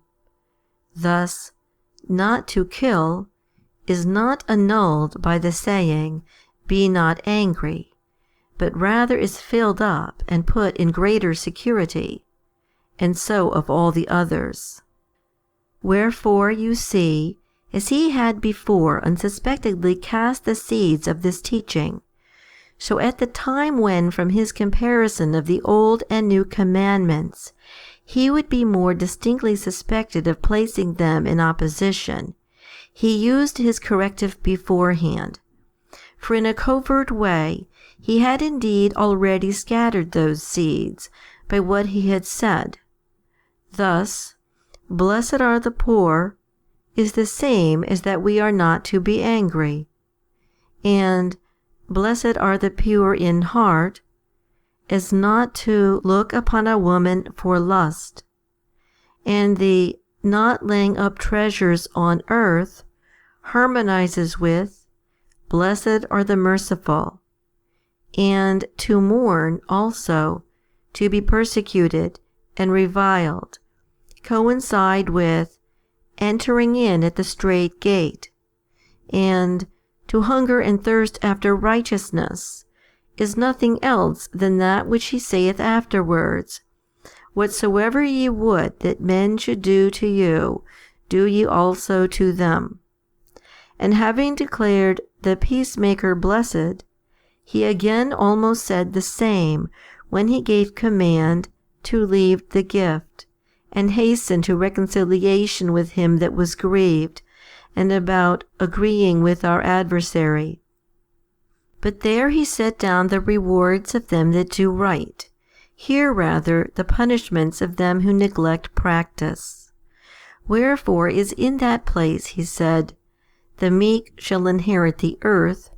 So here, he who calleth his brother fool shall be in danger of hellfire. And there, the pure in heart shall see God. Here, he is a complete adulterer who looks unchastely. and having there called the peacemakers sons of God, here he alarms us from another quarter, saying, lest at any time the adversary deliver thee to the judge. Thus also, whereas in the former part he blesses them that mourn, and them that are persecuted, in the following, establishing the very same point, he threatens destruction to them that go not that way. For they that walk in the broad way, saith he, make their end there. And ye cannot serve God and mammon seems to me the same with, blessed are the merciful, and those that hunger after righteousness. But as I said, since he is going to say these things more clearly, and not only more clearly, but also to add again more than had been already said, for he no longer merely seeks a merciful man, but bids us give up even our coat, not simply a meek person, but to turn also the other cheek to him that would smite us. Therefore he first takes away the apparent contradiction. On this account, then, as I have already stated, he said this not once only, but once and again, in that to the words, think not that I am come to destroy, he added, I am not come to destroy, but to fulfill. For verily I say unto you, till heaven and earth pass, one jot or one tittle shall in no wise pass from the law, till all come to pass. Now what he saith is like this, it cannot be that it shall remain unaccomplished, but the very least thing therein must needs be fulfilled, which thing he himself performed, in that he completed it with all exactness. And here he signifies to us obscurely that the fashion of the whole world is also being changed. Nor did he set it down without purpose, but in order to arouse the hearer, and indicate that he was with just cause introducing another discipline, if at least the very works of the creation are all to be transformed, and mankind is to be called to another country, and to a higher way of practicing how to live. Whosoever therefore shall break one of these least commandments, and shall teach men so, he shall be called least in the kingdom of heaven. Thus, having rid himself of the evil suspicion, and having stopped the mouths of them who would fain gainsay, then at length he proceeds to alarm, and sets down a heavy denunciation in support of the enactments he was entering on. For as to his having said this in behalf not of the ancient laws, but of those which he was proceeding to enact, listen to what follows. For I say unto you, saith he, except your righteousness shall exceed the righteousness of the scribes and Pharisees, ye shall in no case enter into the kingdom of heaven. For if he were threatening with regard to the ancient laws, how said he, except it shall exceed, since they who did just the same as those ancients could not exceed them on the score of righteousness? But of what kind was the required excess? Not to be angry, not even to look upon a woman unchastely. For what cause then doth he call these commandments least, though they were so great and high? Because he himself was about to introduce the enactment of them. For as he humbled himself, and speaks of himself frequently with measure, so likewise of his own enactments, hereby again teaching us to be modest in everything. And besides, since there seemed to be some suspicion of novelty, he ordered his discourse for a while with reserve. But when thou hearest, least in the kingdom of heaven, surmise thou nothing but hell and torments. For he was used to mean by the kingdom not merely the enjoyment thereof, but also the time of the resurrection and that fearful coming. And how could it be reasonable that while he who called his brother fool and transgressed but one commandment falls into hell, the breaker of them all, and instigator of others to the same, should be within the kingdom?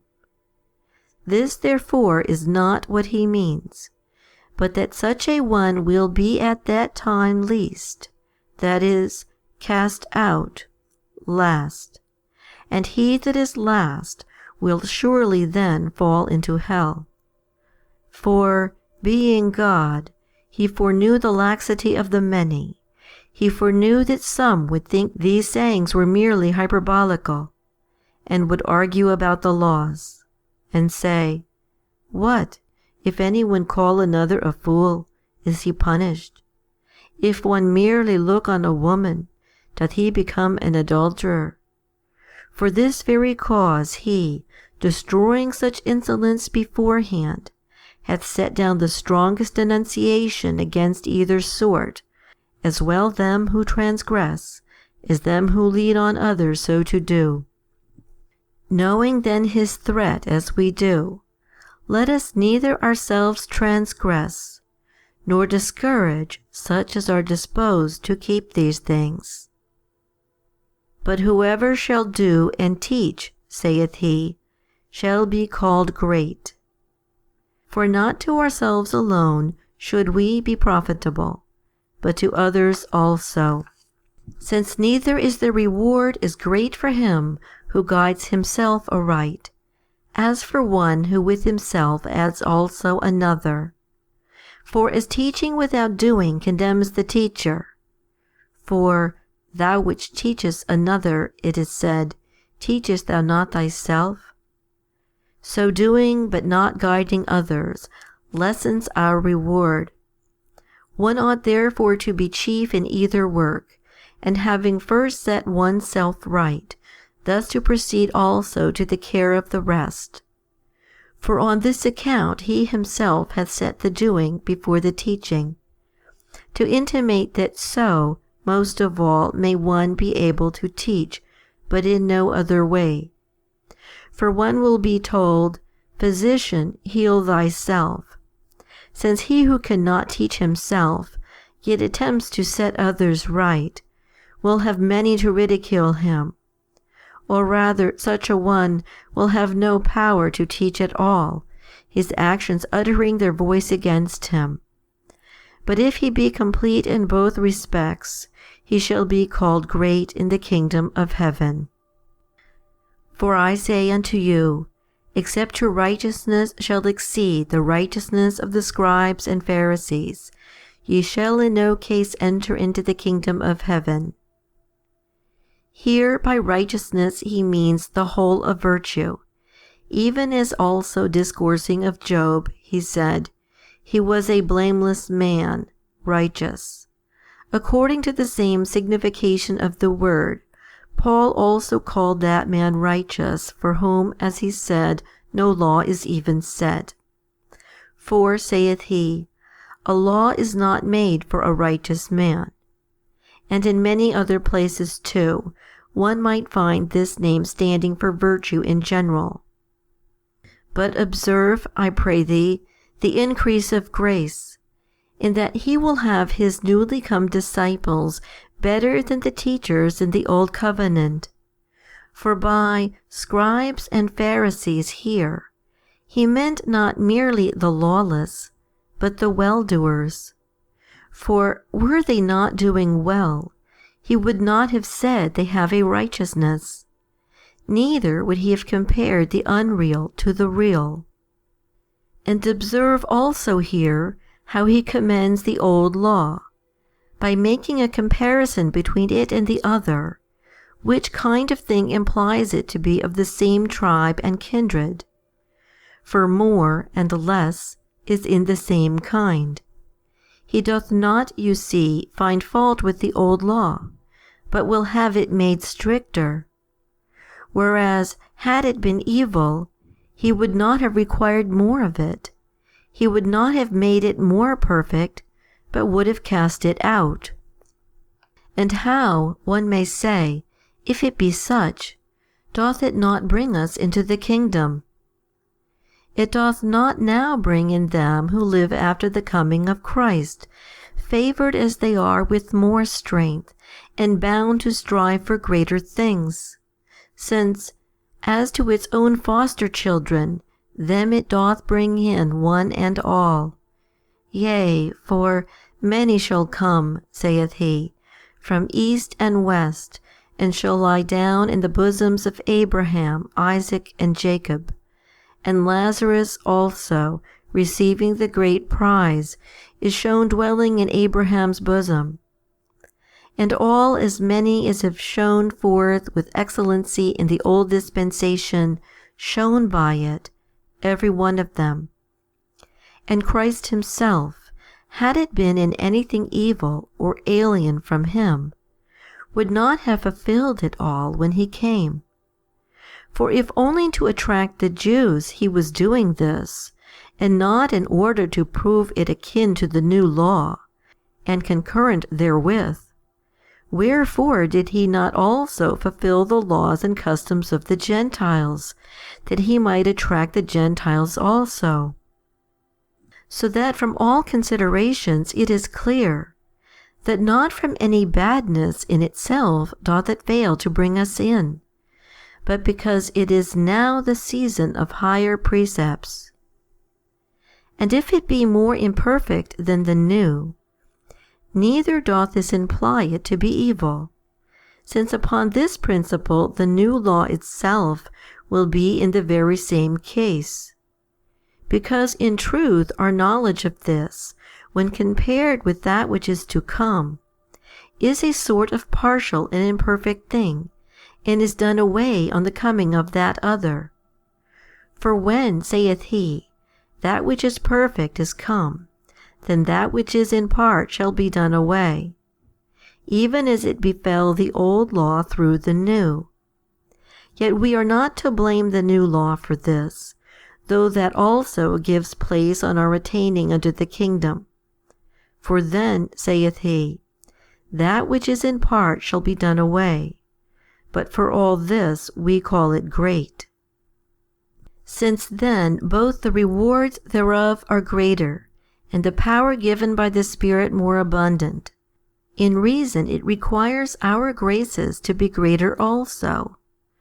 For it is no longer a land that floweth with milk and honey, nor a comfortable old age, nor many children, nor corn and wine, and flocks and herds, but heaven, and the good things in the heavens, and adoption and brotherhood with the only begotten, and to partake of the inheritance, and to be glorified, and to reign with him in those unnumbered rewards.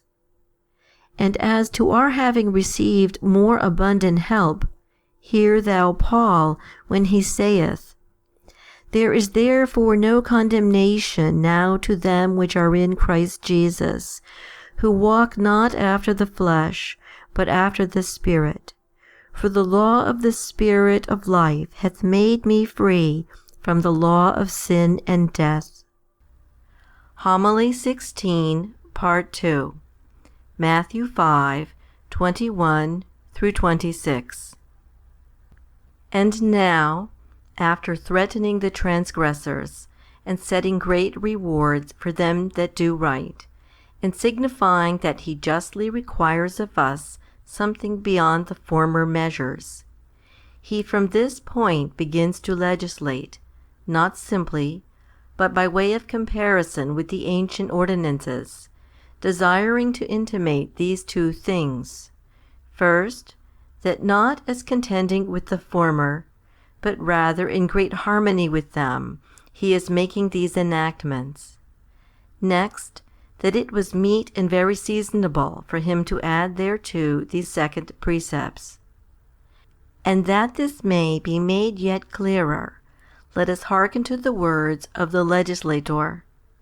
What then doth he himself say? Ye have heard that it was said to them of old time, Thou shalt not kill. And yet it was himself who gave those laws also, but so far he states them impersonally. For if on the one hand he had said, Ye have heard that I said to them of old, the saying would have been hard to receive, and would have stood in the way of all the hearers. If again, on the other hand, after having said, Ye have heard that it was said to them of old by my Father, he had added, But I say, he would have seemed to be taking yet more on himself. Wherefore he hath simply stated it, making out thereby one point only, the proof that in fitting season he had come saying these things. For by the words, It was said to them of old, he pointed out the length of the time since they received this commandment.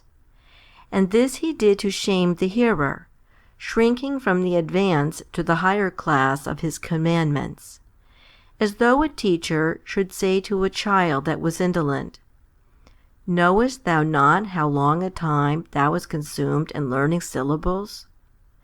This then he also covertly intimates by the expression, them of old time, and thus for the future summons them on to the higher order of his instructions, as if he had said, Ye are learning these lessons long enough, and you must henceforth press on to such as are higher than these.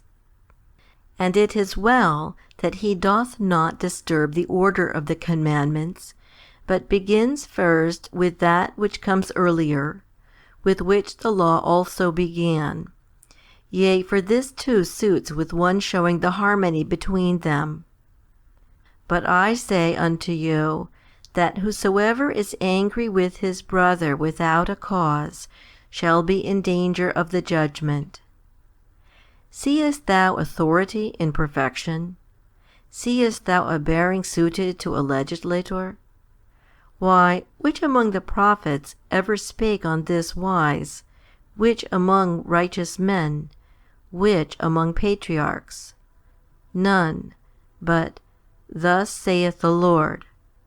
But the Son not so, because they were publishing their master's commands, he his Father's. And when I say, his Father's, I mean his own. For mine, saith he, are thine, and thine are mine.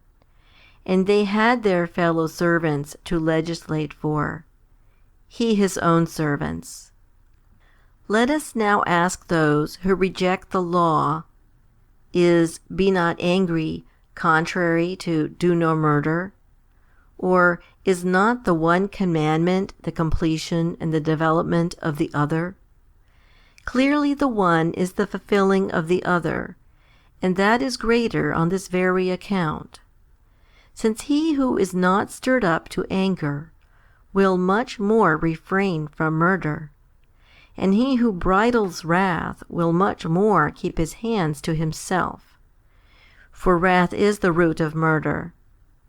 And you see that he who cuts up the root will much more remove the branches, or rather, will not permit them so much as to shoot out at all. Not therefore to abolish the law did he make these enactments, but for the more complete observation of it. For with what design did the law enjoin these things? Was it not that no one might slay his neighbor? It follows that he who was opposing the law would have to enjoin murder. For to murder were the contrary to doing no murder. But if he doth not suffer even one to be angry, the mind of the law is established by him more completely. For he that studies to avoid murder will not refrain from it equally with him that hath put away even anger, this latter being further removed from the crime.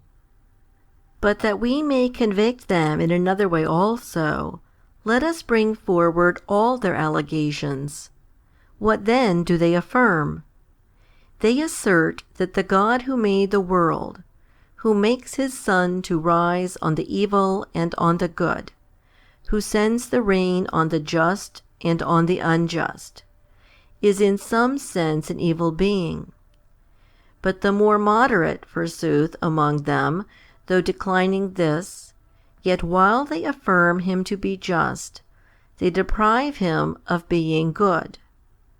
And some other one, who is not, nor made any of the things that are, they assign for a father to Christ. And they say that he, who is not good, abides in his own, and preserves what are his own. But that he, that is good, seeks what are another's, and desires of a sudden to become a Saviour to them whose Creator he was not.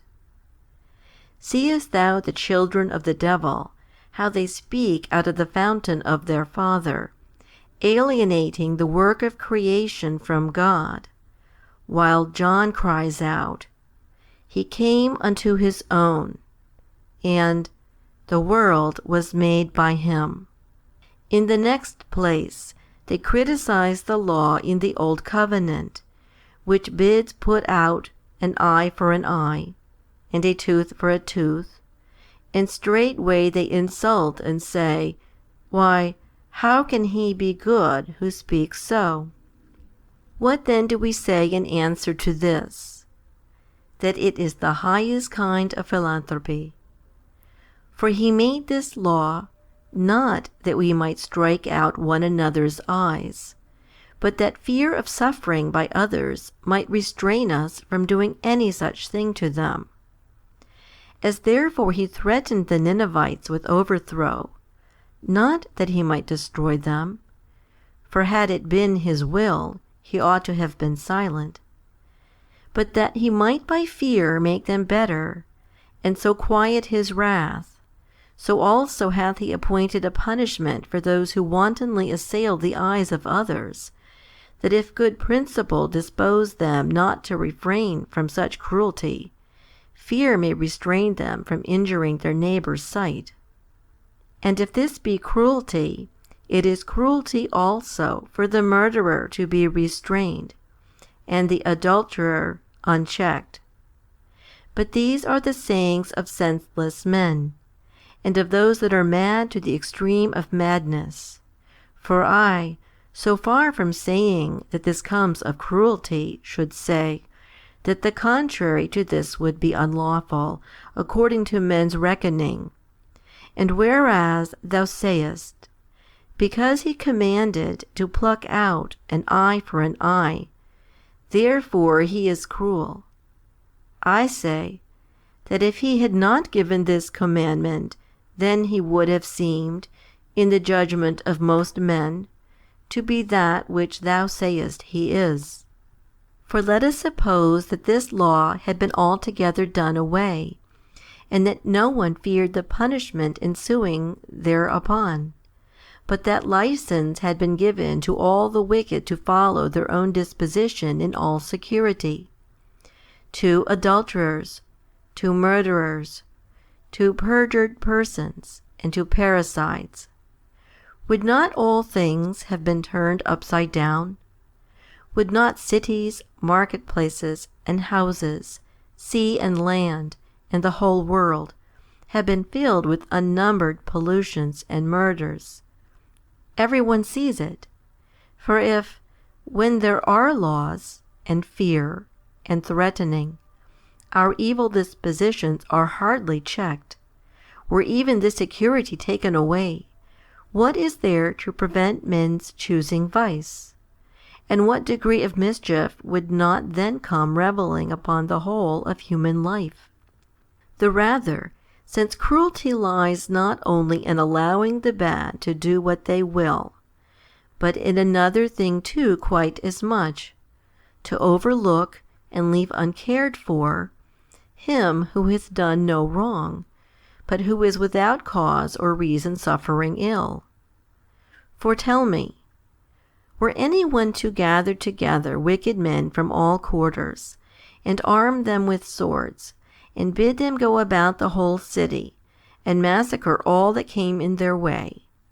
Could there be anything more like a wild beast than he? And what if some other should bind and confine with the utmost strictness those whom that man had armed, and should snatch from those lawless hands them who were on the point of being butchered? Could anything be greater humanity than this? Now then, I bid thee transfer these examples to the law likewise.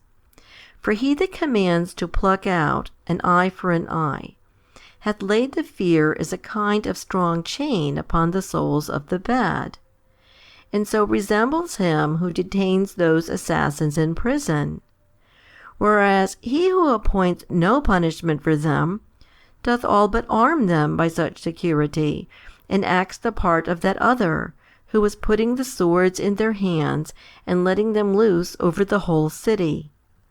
Seest thou not how the commandments, so far from coming of cruelty, come rather of abounding mercy?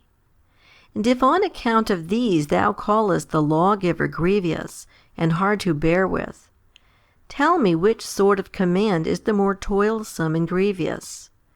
Do no murder, or be not even angry? Which is more in extreme, he who exacts a penalty for murder, or for mere anger? He who subjects the adulterer to vengeance after the fact, or he who enjoins a penalty even for the very desire, and that penalty everlasting? See ye not how their reasoning comes round to the very contrary? How the God of the old covenant, whom they call cruel, will be found mild and meek, and he of the new, whom they acknowledge to be good, will be hard and grievous, according to their madness. Whereas we say, that there is but one and the same legislator of either covenant, who dispensed all meetly, and adapted to the difference of the times the difference between the two systems of law. Therefore neither are the first commandments cruel, nor the second hard and grievous, but all of one and the same providential care. For that he himself gave the old covenant also, hear the affirmation of the prophet, or rather, so we must speak, of him who is both the one and the other. I will make a covenant with you, not according to the covenant which I made with your fathers. But if he receive not this, who is diseased with the Manichaean doctrines, let him hear Paul saying the very same in another place. For Abraham had 2 sons, one by the bondmaid, and another by the free woman, and these are 2 covenants. As therefore in that case the wives are different, the husband the same, so here too the covenants are 2, the lawgiver 1. And to prove to thee that it was of one and the same mildness, in the one he saith, an eye for an eye, but in this other, if one smite thee on the right cheek, turn to him the other also. For as in that case he checks him that doth the wrong with the fear of this suffering, even so also in this. How so, it may be said, when he bids him to turn the other cheek also? Nay, what of that? Since not to take away his fear did he enjoin this, but is charging yourself to allow him to take his fill entirely. Neither did he say that the other continues unpunished, but do not thou punish, at once both enhancing the fear of him that smiteth, if he persist, and comforting him who is smitten. But these things we have said, as one might say them incidentally, concerning all the commandments. Now we must go on to that which is before us, and keep to the thread of what has been affirmed. He that is angry with his brother without a cause shall be in danger of the judgment. so he speaks. Thus he hath not altogether taken the thing away. First, because it is not possible, being a man, to be freed from passions. We may indeed get the dominion over them, but to be altogether without them is out of the question. Next, because this passion is even useful, if we know how to use it at the suitable time. See, for instance, what great good was wrought by that anger of Paul, which he felt against the Corinthians, on that well-known occasion, and how, as it delivered them from a grievous pest, so by the same means again he recovered the people of the Galatians likewise, which had fallen aside, and others too beside these. What then is the proper time for anger?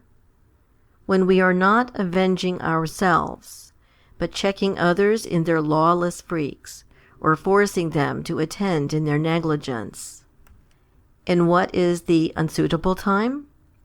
When we do so is avenging ourselves, which Paul also forbidding said, Avenge not yourselves, dearly beloved, but rather give place unto wrath. When we are contending for riches, yea, for this hath he also taken away, where he saith, Why do ye not rather take wrong? Why do ye not rather suffer yourselves to be defrauded? For as this last sort is superfluous, so is the first necessary and profitable. But most men do the contrary, becoming like wild beasts when they are injured themselves, but remiss and cowardly when they see the spite done to another, both which are just opposite to the laws of the gospel. Being angry then is not a transgression, but being so unseasonably. For this cause the prophet also said, Be ye angry, and sin not. And whosoever shall say to his brother, Raca, shall be in danger of the council. By the council in this place he means the tribunal of the Hebrews, and he hath mentioned this now on purpose that he might not seem everywhere to play the stranger and innovator. But this word Raca is not an expression of great insolence, but rather of some contempt and slight on the part of the speaker. For as we, giving orders either to our servants or to any very inferior person, say, Away with thee, you hear, tell such a one, so they who make use of the Syrian's language say, Raca, putting that word instead of thou. But God, the lover of man, roots up even the least faults, commanding us to behave to one another in seemly manner, and with due respect, and this with a view of destroying hereby also the greater. But whoever shall say, Thou fool, shall be in danger of hell-fire. To many this commandment hath appeared grievous and galling, if for a mere word we are really to pay so great a penalty. And some even say that it was spoken rather hyperbolically. But I fear lest, when we have deceived ourselves with words here, we may in deeds there suffer that extreme punishment. For wherefore, tell me, doth the commandment seem overburdensome? Knowest thou not that most punishments and most sins have their beginning from words?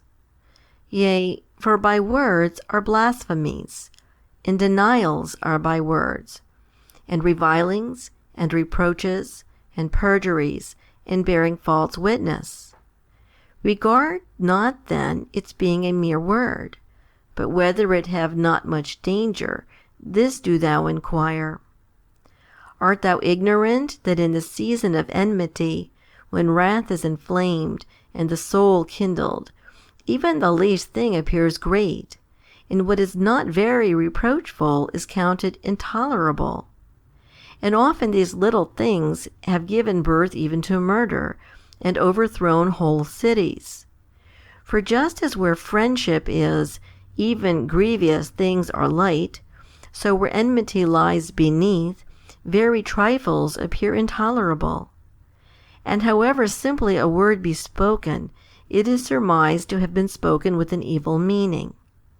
And as in fire, if there be but a small spark, though thousands of planks lie by, it doth not easily lay hold of them. But if the flame have waxed strong and high, it readily seizes not planks only, but stones and all materials that fall in its way. And by what things it is usually quenched, by the same it is kindled the more. For some say that at such a time not only wood and tow and the other combustibles, but even water darted forth upon it doth but fan its power the more. So it is also with anger. Whatever any one may say, becomes food in a moment for this evil conflagration. All which kind of evils Christ, checking beforehand, had condemned first him that is angry without a cause to the judgment. This being the very reason why he said, He that is angry shall be in danger of the judgment, then him that saith Reka to the council. But as yet these are no great things, for the punishments are here. Therefore for him who calleth fool, he hath added the fire of hell, now for the first time mentioning the name of hell. For having before discoursed much of the kingdom, not until then did he mention this, implying that the former comes of his own love and indulgence towards man, this latter of our negligence. And see how he proceeds by little and little in his punishments, all but excusing himself unto thee, and signifying that his desire indeed is to threaten nothing of the kind, but that we drag him on to such denunciations. For observe, I bade thee, saith he, not be angry for naught, because thou art in danger of the judgment. Thou hast despised the former commandment. See what anger hath produced. It hath led thee on straightway to insult, for thou hast called thy brother Reka. Again, I set another punishment, the council.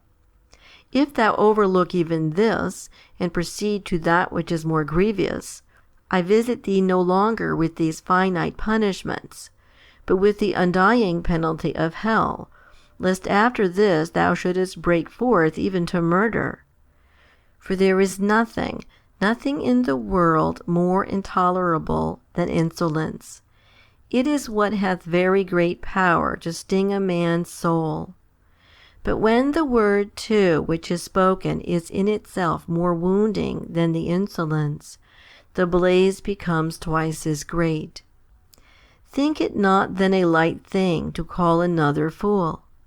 For when of that which separates us from the brutes, and by which especially we are human beings, namely, the mind and the understanding, when of this thou hast robbed thy brother, thou hast deprived him of all his nobleness. Let us not then regard the words merely, but realizing the things themselves, and his feeling, let us consider how great a wound is made by this word, and unto how much evil it proceeds. For this cause Paul likewise cast out of the kingdom, not only the adulterous and the effeminate, but the revilers also, and with great reason. For the insolent man mars all the beauty of charity, and casts upon his neighbor unnumbered ills, and works up lasting enmities, and tears asunder the members of Christ, and is daily driving away that peace which God so desires, giving much vantage ground unto the devil by his injurious ways, and making him the stronger. Therefore Christ himself, cutting out the sinews of the devil's power, brought in this law. For indeed he makes much account of love, this being above all things the mother of every good, and the badge of his disciples, and the bond which holds together our whole condition. With reason therefore doth he remove with great earnestness the roots and the sources of that hatred which utterly spoils it. Think not therefore that these sayings are in any wise hyperbolical, but consider the good done by them, and admire the mildness of these laws. For there is nothing for which God takes so much pains as this, that we should be united and knit together one with another. Therefore, both in his own person and by his disciples, as well as those in the Old as in the New Testament, he makes so much account of this commandment, and is a severe avenger and punisher of those who despise the duty. For in truth nothing so effectually gives entrance and root to all wickedness as the taking away of love. Wherefore he also said, When iniquity abounds, the love of the many shall wax cold. Thus Cain became his brother's murderer, thus Esau, thus Joseph's brethren. Thus our unnumbered crimes have come revelling in, this bond being dissevered. You see why he himself also roots out whatever things injure this on every side with great exactness. Neither doth he stop at those precepts only which have been mentioned, but adds also others more than those, whereby he signifies how much account he makes thereof. Namely, having threatened by the council, by the judgment, and by hell, he added other sayings again in harmony with the former, saying thus, If thou bring thy gift to the altar, and there rememberest that thy brother hath aught against thee, leave there thy gift before the altar, and go away. First be reconciled to thy brother, and then come and offer thy gift. O goodness, O exceeding love to man! He makes no account of the honor due unto himself, for the sake of our love towards our neighbor, implying that not at all from any enmity, nor out of any desire to punish, had he uttered those former threatenings, but out of very tender affection. For what can be milder than these sayings? Let my service, saith he, be interrupted, that thy love may continue, since this also is the sacrifice, thy being reconciled to thy brother.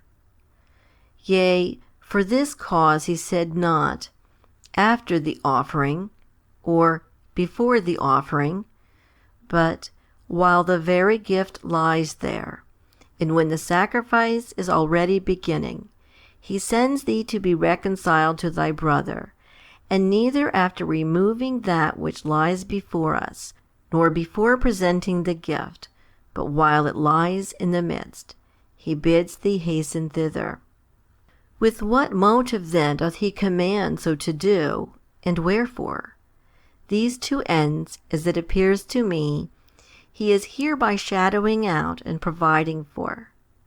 First, as I have said, his will is to point out that he highly values charity and considers it to be the greatest sacrifice, and that without it he doth not receive even that other. Next, he is imposing such a necessity of reconciliation as admits of no excuse. For whoso hath been charged not to offer before he be reconciled will hasten, if not for love of his neighbor, yet that this may not lie unconsecrated, to run unto him who hath been grieved, and to do away the enmity. For this cause he hath also expressed it all most significantly, to alarm and thoroughly to awaken him. Thus, when he had said, Leave thy gift, he stayed not at this, but added, Before the altar, by the very place again causing him to shudder, and go away. And he said not merely, Go away, but he added, First, and then come and offer thy gift. By all these things making it manifest that this table receives not them that are at enmity with each other. Let the initiated hear this, as many as draw nigh in enmity. And let the uninitiated hear too, yea, for the saying hath some relation to them also. For they too offer a gift and a sacrifice, prayer, I mean, and almsgiving. For as to this also being a sacrifice, hear what the prophet saith, a sacrifice of praise will glorify me. And again, sacrifice to God a sacrifice of praise. And the lifting up of my hands is an evening sacrifice. So that if it be but a prayer, which thou art offering in such a frame of mind, it were better to leave thy prayer, and become reconciled to thy brother, and then to offer thy prayer. For to this end were all things done. To this end even God became man, and took order for all those works, that he might set us at one. And whereas in this place he is sending the wrongdoer to the sufferer, in his prayer he leads the sufferer to the wrongdoer, and reconciles them. For as there he saith, forgive men their debts, so here, if he hath aught against thee, go thy way unto him. Or rather, even here too, he seems to me to be sending the injured person. And for some such reason he said not, reconcile thyself to thy brother, but be thou reconciled. And while the saying seems to pertain to the aggressor, the whole of it really pertains to him that is aggrieved. Thus, if thou art reconciled to him, saith Christ, through thy love to him, thou wilt have me also propitious, and wilt be able to offer thy sacrifice with great confidence. But if thou art still irritated, consider that even I readily command that which is mine to be lightly esteemed, that ye may become friends, and let these thoughts be soothing to thine anger. And he said not, when thou hast suffered any of the greater wrongs, then be reconciled, but, though it be some trifle that he hath against thee. And he added not, whether justly or unjustly, but merely, if he hath aught against thee. For though it be justly, not even in that case oughtest thou to protract the enmity, since Christ also was justly angered with us, yet nevertheless he gave himself for us to be slain, not imputing those trespasses. For this cause Paul also, when urging us in another way to reconciliation, said, let not the sun go down upon your wrath. For much as Christ by this argument of the sacrifice, so there Paul by that of the day is urging us on to the selfsame point. Because in truth he fears the night, lest it overtake him that is smitten alone, and make the wound greater. For whereas in the day there are many to distract and draw him off, in the night, when he is alone, and is thinking it over by himself, the waves swell, and the storm becomes greater. Therefore Paul, you see, to prevent this, would fain commit him to the night already reconciled, that the devil may after that have no opportunity, from his solitude, to rekindle the furnace of his wrath, and make it fiercer. Thus also Christ permits not, though it be ever so little delay, lest, the sacrifice being accomplished, such an one become more remiss, procrastinating from day to day, for he knows that the case requires very speedy treatment, and as a skillful physician exhibits not only the preventives of our diseases, but their correctives also, even so doth he likewise. Thus to forbid our calling fool is a preventive of enmity, but to command reconciliation is a means of removing the diseases that ensue on the enmity. And mark how both commands are set forth with earnestness. For as in the former case he threatened hell, so here he receives not the gift before the reconciliation, indicating great displeasure, and by all these methods destroying both the root and the produce. And first of all he saith, Be not angry, and after that, revile not. For indeed both these are augmented, the one by the other. From enmity is reviling, from reviling enmity. On this account then he heals now the root, and now the fruit, hindering indeed the evil from ever springing up in the first instance. But if perchance it may have sprouted up, and borne its most evil fruit, then by all means he burns it down the more. Therefore you see, having mentioned first the judgment, then the council, then hell, and having spoken of his own sacrifice, he adds other topics again, thus speaking, Agree with thine adversary quickly, whilst thou art in the way with him. That is, that thou mayest not say, What then if I am injured? What if I am plundered, and dragged too before the tribunal? Even this occasion and excuse he hath taken away, for he commands us not even so to be at enmity. Then, since this injunction was great, he draws his advice from the things present, which are wont to restrain the grosser sort more than the future. Why, what sayest thou, saith he, that thine adversary is stronger, and doeth thee wrong? Of course then he will wrong thee more, if thou do not make it up, but art forced to go into court. For in the former case, by giving up some money, thou wilt keep thy person free. But when thou art come under the sentence of the judge, thou wilt both be bound and pay the utmost penalty. But if thou avoid the contest there, thou wilt reap two good results.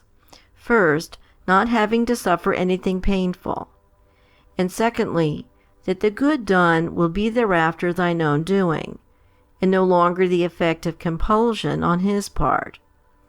But if thou wilt not be ruled by these sayings, thou wrongest not him, so much as thyself. And see here also how he hastens him. For having said, Agree with thine adversary, he added, quickly.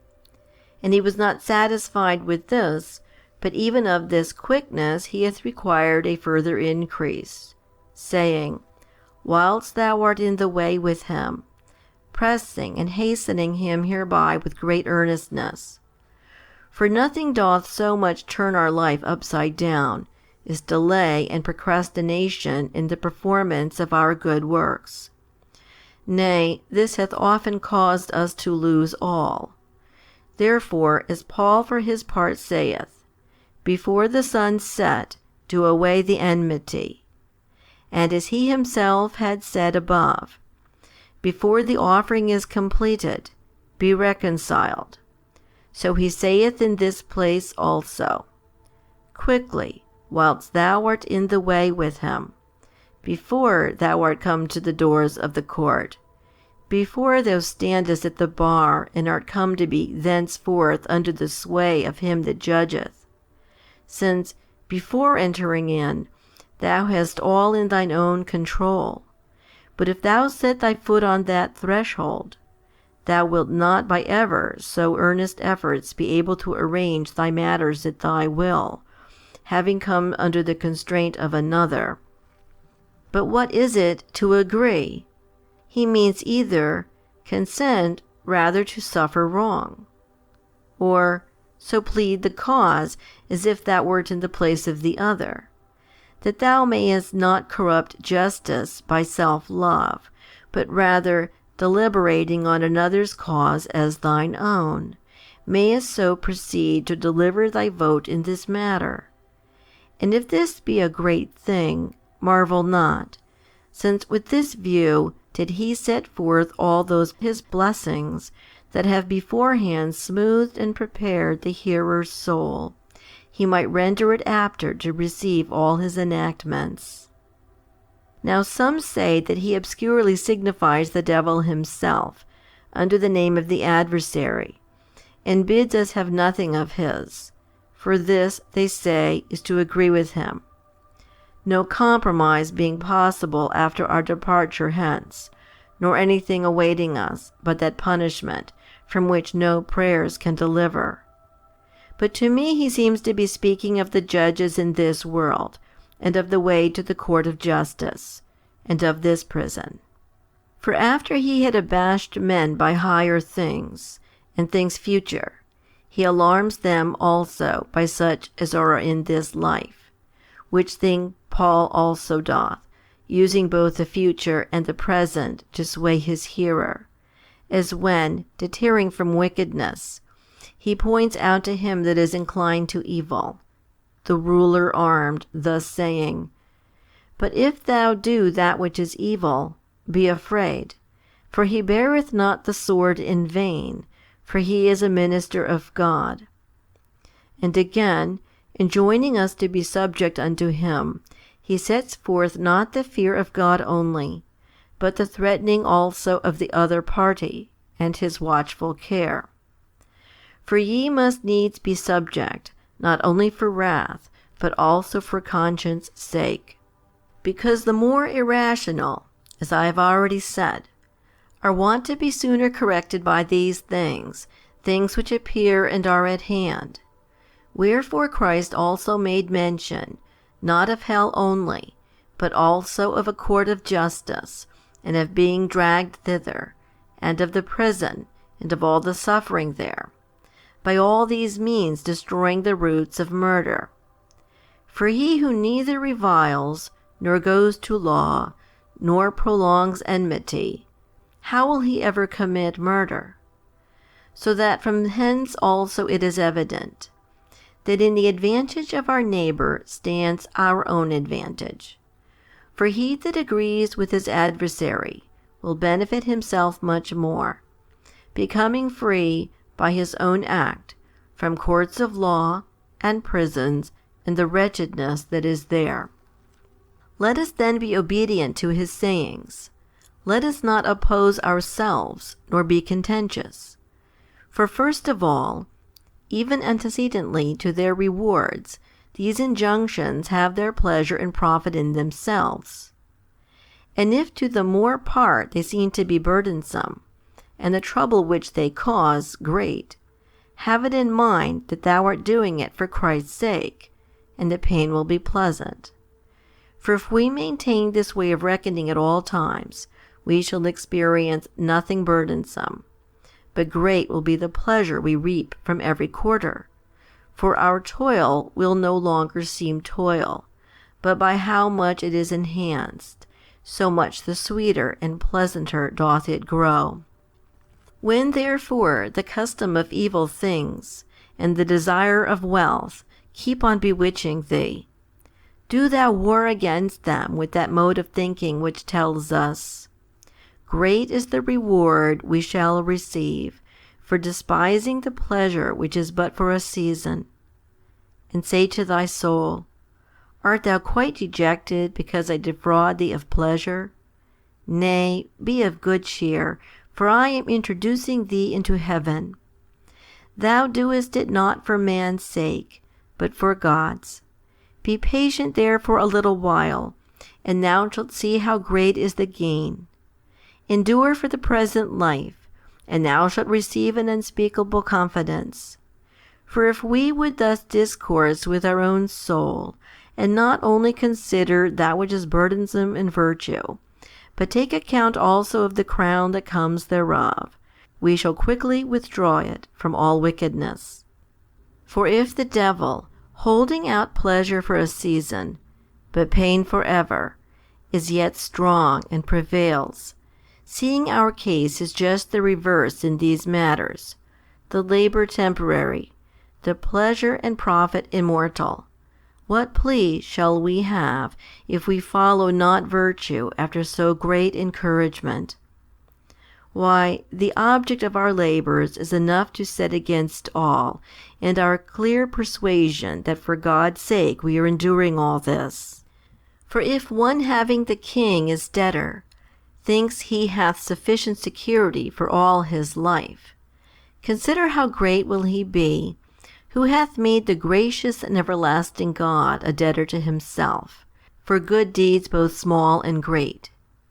Do not then allege to me labors and sweats, for not by the hope only of the things to come, but in another way also, God hath made virtue easy, assisting us everywhere, and putting his hand to our work. And if thou wilt only contribute a little zeal, everything else follows. For to this end he will have thee too to labor a little, even that the victory may be thine also. And just as a king would have his own son present indeed in the array, he would have him shoot with the bow and show himself, that the trophy may be reckoned his, while he achieves it all himself. Even so doth God in our war against the devil. He requires of thee one thing alone, that thou show forth a sincere hatred against that foe. And if thou contribute this to him, he by himself brings all the war to an end. Though thou burn with anger, with desire of riches, with any tyrannical passion whatever, if he sees thee only stripping thyself and prepared against it, he comes quickly to thee, and makes all things easy, and sets thee above the flame, as he did those children of old in the Babylonian furnace, for they too carried in with them naught but their good will. In order then that we may also extinguish all the furnace of disordered pleasure here, and so escape the hell that is there, let these each day be our counsels, our cares, and our practice, drawing towards us the favor of God, both by our full purpose concerning good works, and by our frequent prayers.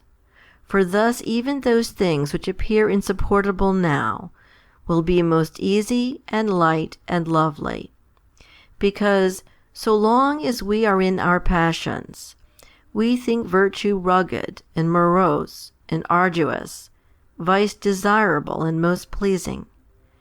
But if we would stand off from these but a little, then both vice will appear abominable and unsightly, and virtue easy, mild, and much to be desired.